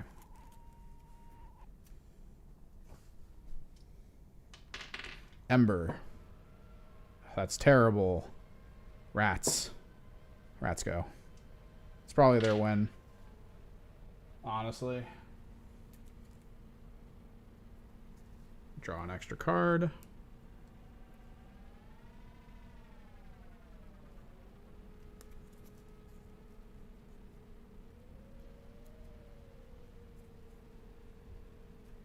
He has a lot of health.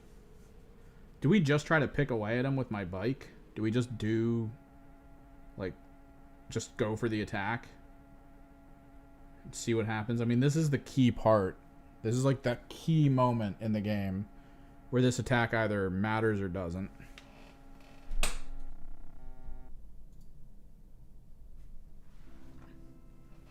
So I think we do. I think we just go straight for the attack. Because the bike's probably dead next turn. It's only got 4 health, and this guy does 2 damage. I could run away. I do have a 5 move.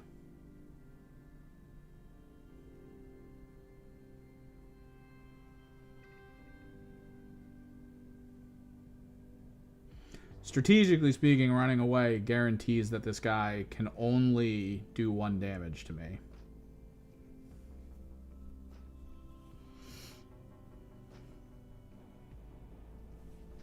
What do they have in their cards?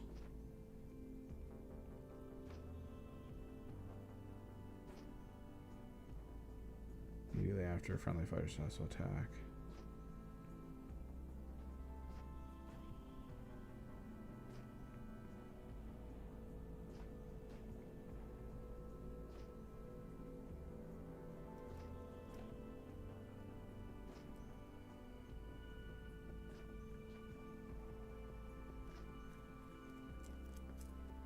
Do I have any surge cards that help here?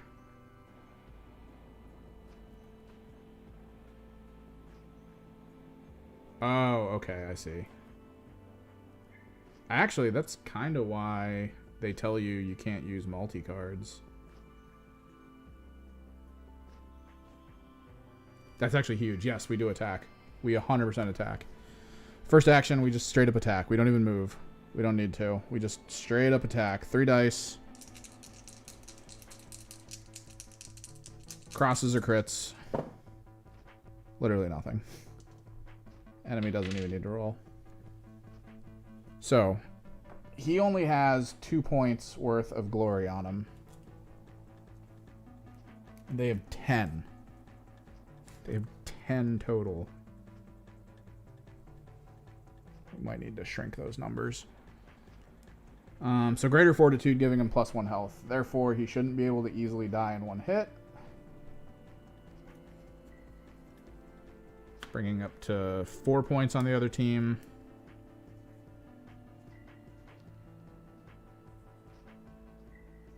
Oh, also, Surge. I'm holding a treasure and I was targeted for an attack. That's done.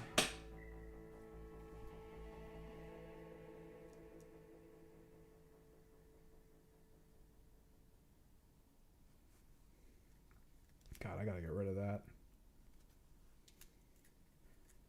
Sentinels is not a good deck for 3-man squad. At the very least, in Nemesis, there's a lot of cards you need to swap out. So the return is... Where is it?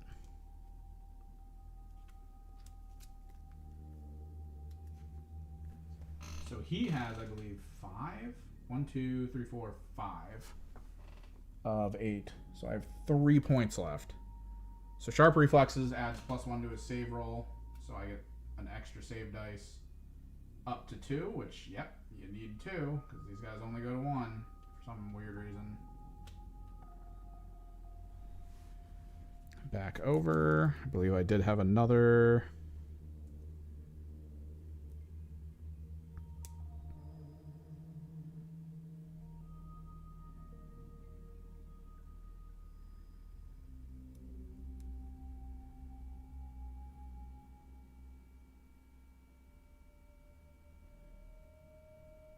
I don't need to do any of that.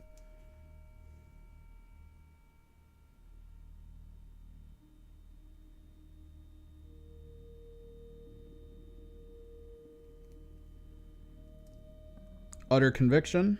Fighter's save characteristic is X, where X is your Cataclysm value, and cannot be modified further. He cannot use critical weapon abilities, which he doesn't have. So his save is now 3.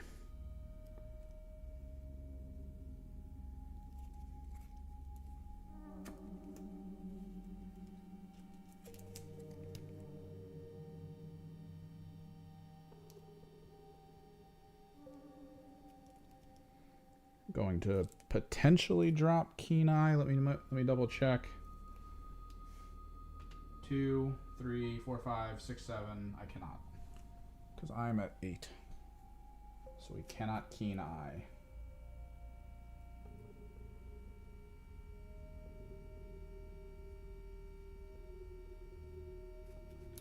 Ooh, great speed though.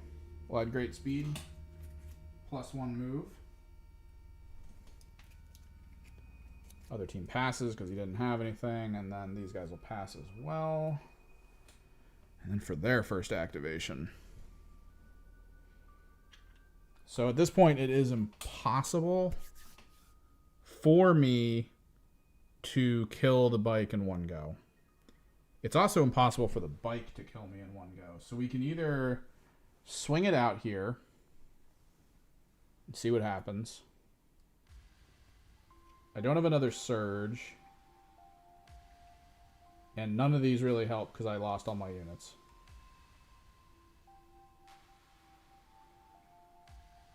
I could just keep swinging back and forth. Like, honestly, at this point. I think that's the play. I think that's the go-to. We attack. I don't have the +1 attack. I went with the +1 save instead. Reroll armor. The ability to duelist. Push the fighter. I can move him 1 hex after attacking. +1 save and +1 move.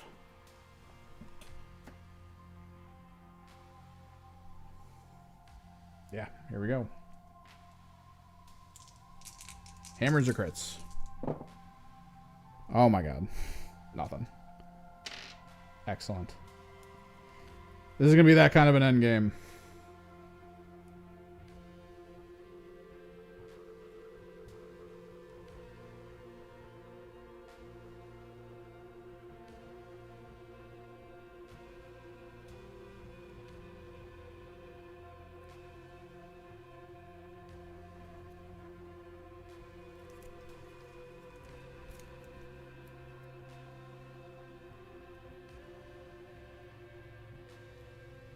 It's going to play hold the line. Can't be driven back until the end of the next attack step. Not like it matters.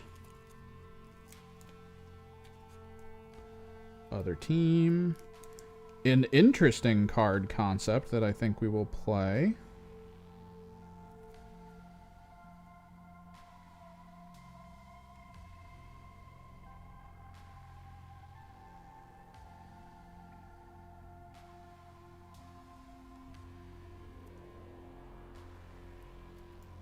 We go with a domain. After each action step, the players whose turn it is rolls a number of attack dice equal to their cataclysm value, or 1 attack dice if they have no value. If the roll can... Oh, I don't know if I want to do this. This is actually crazy. Their opponent must... So this is both people. So this is a chance for me to discard, and then a chance for them to discard. I actually don't think I really care about what I have in my hand, so yeah, we will play it. It's an interesting concept as a domain card. After each action step. And they don't have anything, so rats activate. And the bike just keeps going. The bike does not stop.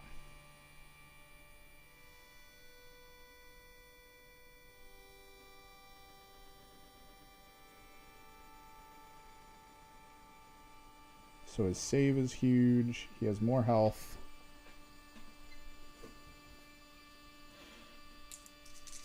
Swords or crits? 1 sword. He gets 2 defense dice now. With a reroll. Looking for shields or crits. Got a crit. It's equivalent. It's fine. Don't need to reroll. Can't be driven back either way.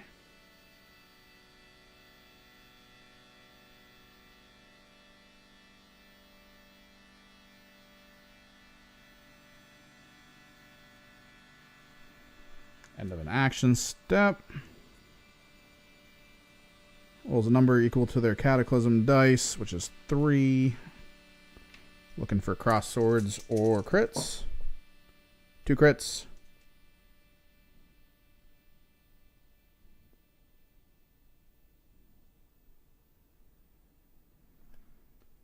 Which means they have to discard a power card, which actually kind of sucks. We'll discard Stubborn to the end. I like it because it's mill. I miss mill decks. And seeing it in Underworlds is actually really cool. over to my archer, who's literally just stuck on a point at this in this current moment. I need this kill, man. It's 2 health.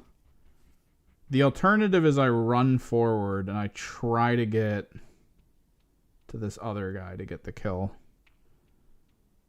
Which actually is not bad. He has 3 health. I have a ranged attack. I could technically charge to here, now that I have the +1 move, and then shoot and go for the kill. That's where the glory is. It's exactly where the glory is.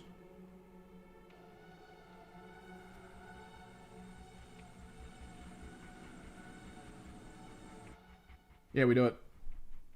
Go here for the charge.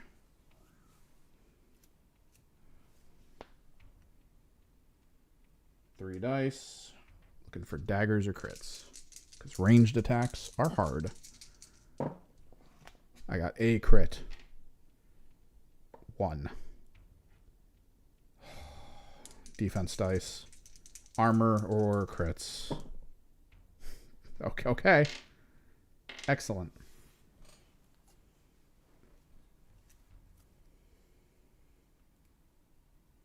None of that helps, so pass.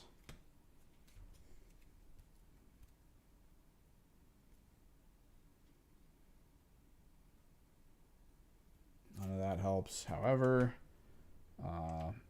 this guy gets to roll 1 dice for the thing, and nope, doesn't work. Rat's turn.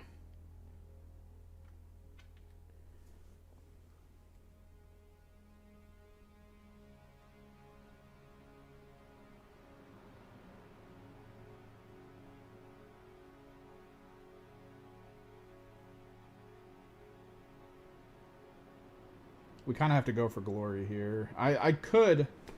Technically, I could. Well, I kind of can. I can't really run away with this guy. His move speed would put him basically in range of this guy's ranged attack, so he'd get at least 1 more attack against me, if not 2.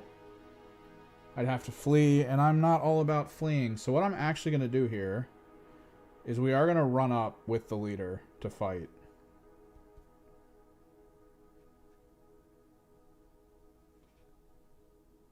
With purpose.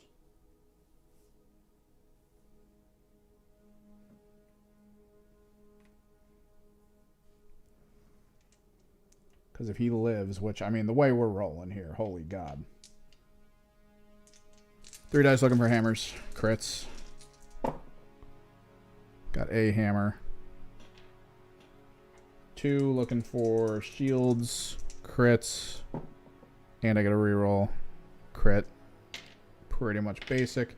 However, once per game, immediately after your action step, pick a friendly fighter with no move or charge tokens on them. That fighter moves. This ability can only be used once per game. 1, 2, 3, 4. There we are. It does put a move token on him, since he did move.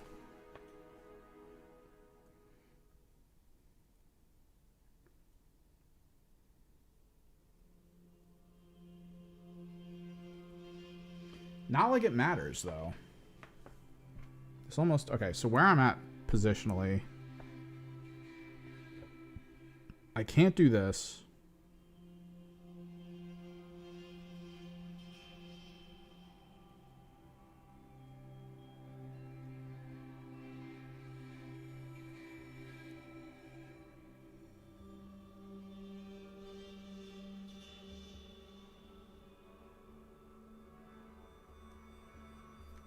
There's potential there.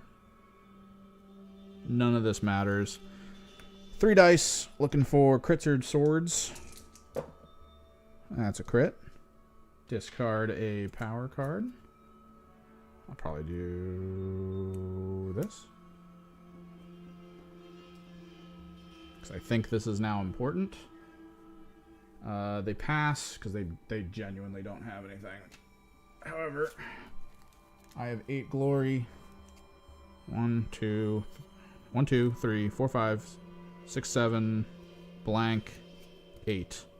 Cannot be surrounded or flanked while they hold a treasure. That's hella important right here. Because now this other guy doesn't get those full dice rolls to potentially screw me. Which is really, really good. I'm also out of power cards, so I don't really need to discard any. Archer activation. Key goal here, trying to kill the lead.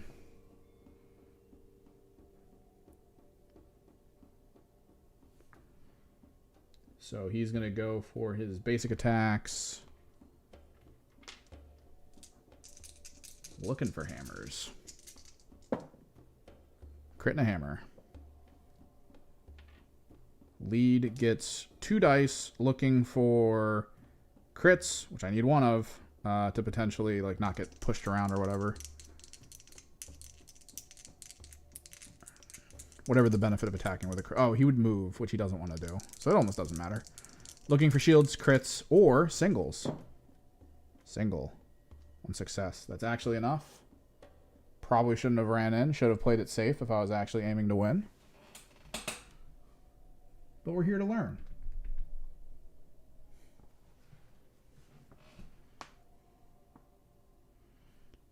That's the first rat to die, so Cataclysm marker does go up 1.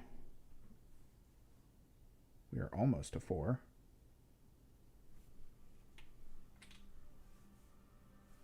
Last of the rat activations. Now, considering scoring, power step, nothing. Both people pass. Uneven contest where this end of phase. Warband holds each odd number. I can only really score 1 of these by chance. If my leader lived there, I would have scored an extra. We'll try for this. So we just attack. We just beat it down. If he can achieve this, the other guy can't kill the bike. It's impossible for him to kill the bike. We almost don't even need to do the last round, just because, again, impossible.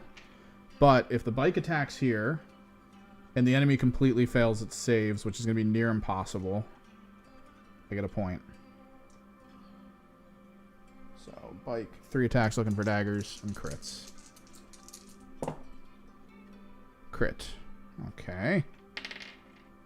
2, looking for shields, crits with 1 reroll. Oh boy.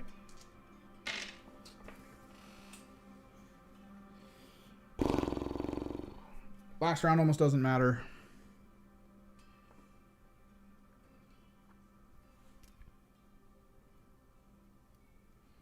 Because even if the archer hits him, it's only 2 damage. It's not enough to kill because he has the +1 health. And I don't have a way to increase damage. So scoring phase at the end of the whole game. They get another 1 for holding that point.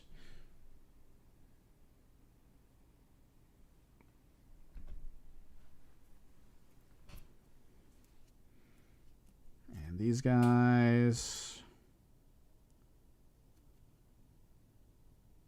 actually get nothing else from their hand. There was one thing they had in hand in the last round that if I did hold it would have worked. Because I didn't know how much of this we had left. That would have just been, I think, 1. Yeah, that's just 1. So they still would have lost here. That's crazy. I mean, granted, I made a really dumb play. I shouldn't have done that with the rat. I mean, he'd already charged here. So I could have just backed off.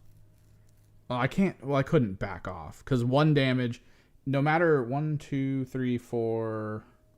Yeah, there's literally nowhere in this whole area I could have backed off to without potentially taking 1 damage.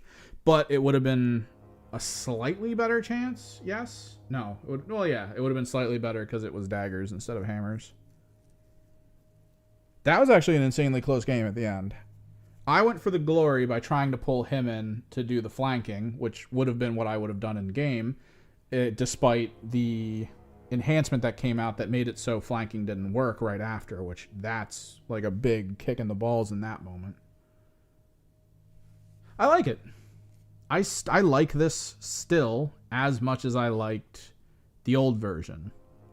It's a little weird that the boards are very preset and predetermined.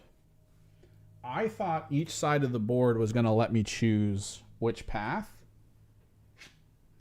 But apparently you have to pick one side of the board one way or the other side of the board the other way. As far as I can tell, that's how this works. You don't get to go, like pick sideboard, pick which territories. Unless, let me check. Let me check if the rulebook says something different. Because you should be able to. I feel like you should be able to. Nope. Even this. Even the book has it. So each side of the board is only one way. It's not potentially... Like, this side puts stagger tokens back from center. Because the other direction would make stagger tokens right next to center, which would be really cool. But for some reason, they don't allow it.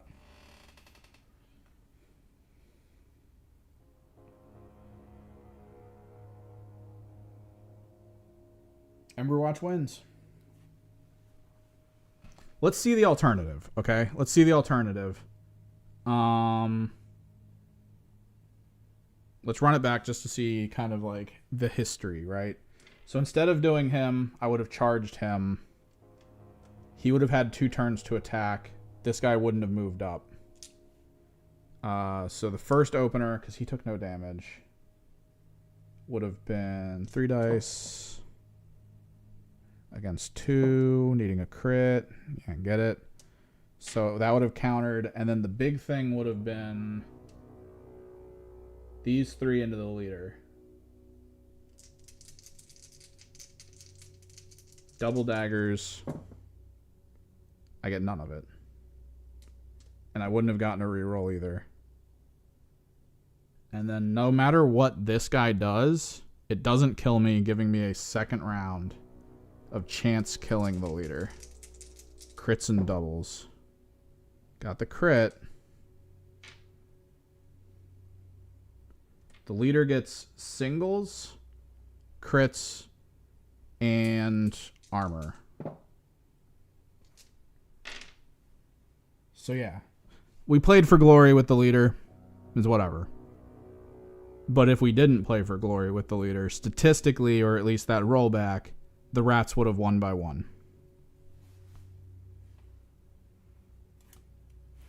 Considering how down the Emberwatch was the entire game, that's pretty awesome. I like that. That's pretty pog. We might do some Ember Guard content. I think the next thing I want to do is definitely going to be how to get started in Kill Team 24. I think I want to do, because those videos usually do great on YouTube. I want to do this is what you need to purchase. If you already have this, do this, blah, blah, blah. Look at this app.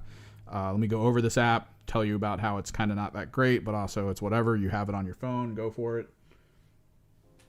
We've got that whole ocean of concepts going.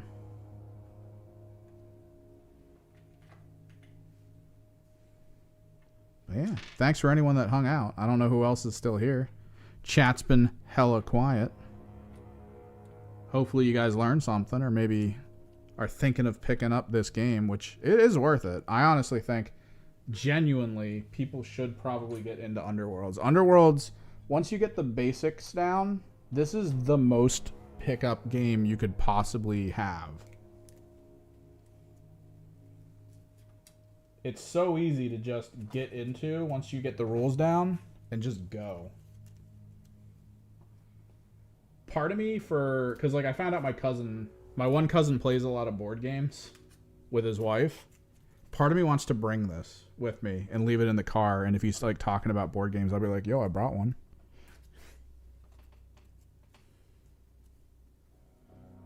That's pretty cool. So, things we brought up during the stream. I really want to see. I actually am going to look on Warhammer Community after I go offline to double check, because there are 4 boxes coming up on the 7th for pre-order that are bringing a bunch of old teams up to par with current rules, including cards and everything. I want to know if those cards are going to be released online, because I have one of those teams and I want to use that team. And I don't want to buy a $100 box for a deck of cards. And that is it. Especially since I don't even need those units. It is insane that that's what they're doing. If I have to buy that for that deck, I'm going to be so mad. But I want to look it up because I know they announced those decks or those boxes. I don't know if they said the rules would be released when those boxes came out, which would be on the 7th, so a couple weeks. So we will have to see. Other than that, rules feel great. It feels a lot smoother than the old version. We just rolled like crap today again, which that's how I used to play. That's how I won a tournament. I rolled like crap, and I still won because everyone rolled like crap. Because what you don't understand about this game is because all these numbers are super low, not only for attacks, but also for defense dice, you tend to just roll washes. The whole point of the game is to try to catch someone in a way with multiple people, because this is how a unit dies. This is how a unit lives for like 10 rounds and doesn't take any damage. Like that's the whole difference in this game. Rats are strong though. I do like the rats. The idea of taking damage on one, being able to inspire another. That's super cool. I wonder if Ephelim's going to get a similar thing, where at the top of every round you get to do the old Ephelim's plot for leveling up. I loved Ephelim's. Ephelim's was so cool. The original concept for Ephelim's was you inspire a guy, and then if you, of your minions, you inspire a minion, and then your opponent staggers a minion, and then you enhance a minion with guard, and then your opponent pushes a minion. And if you have less than 4 minions, it lowers that down, basically. So if you have 3 minions, they don't get to push at the end. You cannot do any of these to one minion like all together. You have to pick different minions every time. So the whole sequence of how to play Ephelim's is being like, okay, which one do I want to try to make him stagger? So you leave like tasty looking ones out and you're like, you're going to stagger that one, right? You don't understand that I'm going to guard this one and you're going to be fucked. Like that kind of thing. I love Ephelim's and I can't wait to play them again. I really hope those cards aren't going to be locked behind an $100 box. I'm going to look it up tonight. If I find out that yes, it's going to be, I need to start talking to people in trade chat for my local Discord to see who wants to buy that box and then hand me the cards and team. Other than that, I am building the starter teams. This week, we will probably get back on doing some hobby content because we need to finish my knights. I need to finish magnetizing my knights and painting some of the new weapons that I bought them. So we got to get that done. Then beyond that, we need to paint the starter teams for this game because the starter teams are currently usable in tournament play. And they're not that bad. The hunters, they're okay. I think these guys are definitely better versions of the hunters. They have a lot of the same rules.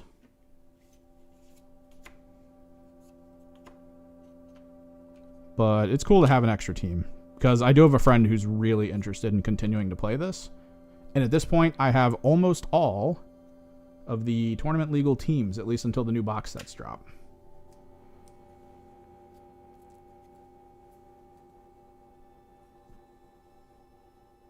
Which is super fun. Thanks for hanging out, though. Hopefully I can get a video done early next week. We'll figure that out. If not, we'll probably stream on Monday. Maybe. I got to figure out timing. And we'll get some... We might actually stream a bunch next week. Because I want to get some streaming in before I have to go dark for a little bit due to holidays. Because as we all know, holidays and family equals less time for everyone. And I kind of want to try to get a lot of projects done before that happens. So, thank you for hanging out. Thank you for talking. Thank you for chilling. Hopefully you had fun. Hopefully you learned something. Hopefully you might be thinking of picking up another game. Emberguard. $100. Gives you 4 decks of cards, 2 teams, dice, cardboard cutouty things, 2 teams, like I said. What else? Rulebook. Yeah, you get pretty much everything. So, if you're interested, definitely check it out. I feel like Underworlds needs more representation in the tabletop world. We need to see more tournaments. We need to see more stuff. We need to see more people interested in the concept of it because it is much faster than anything Games Workshop has on the market as of right now that I can tell. And it's great. Super great. Until next time, guys.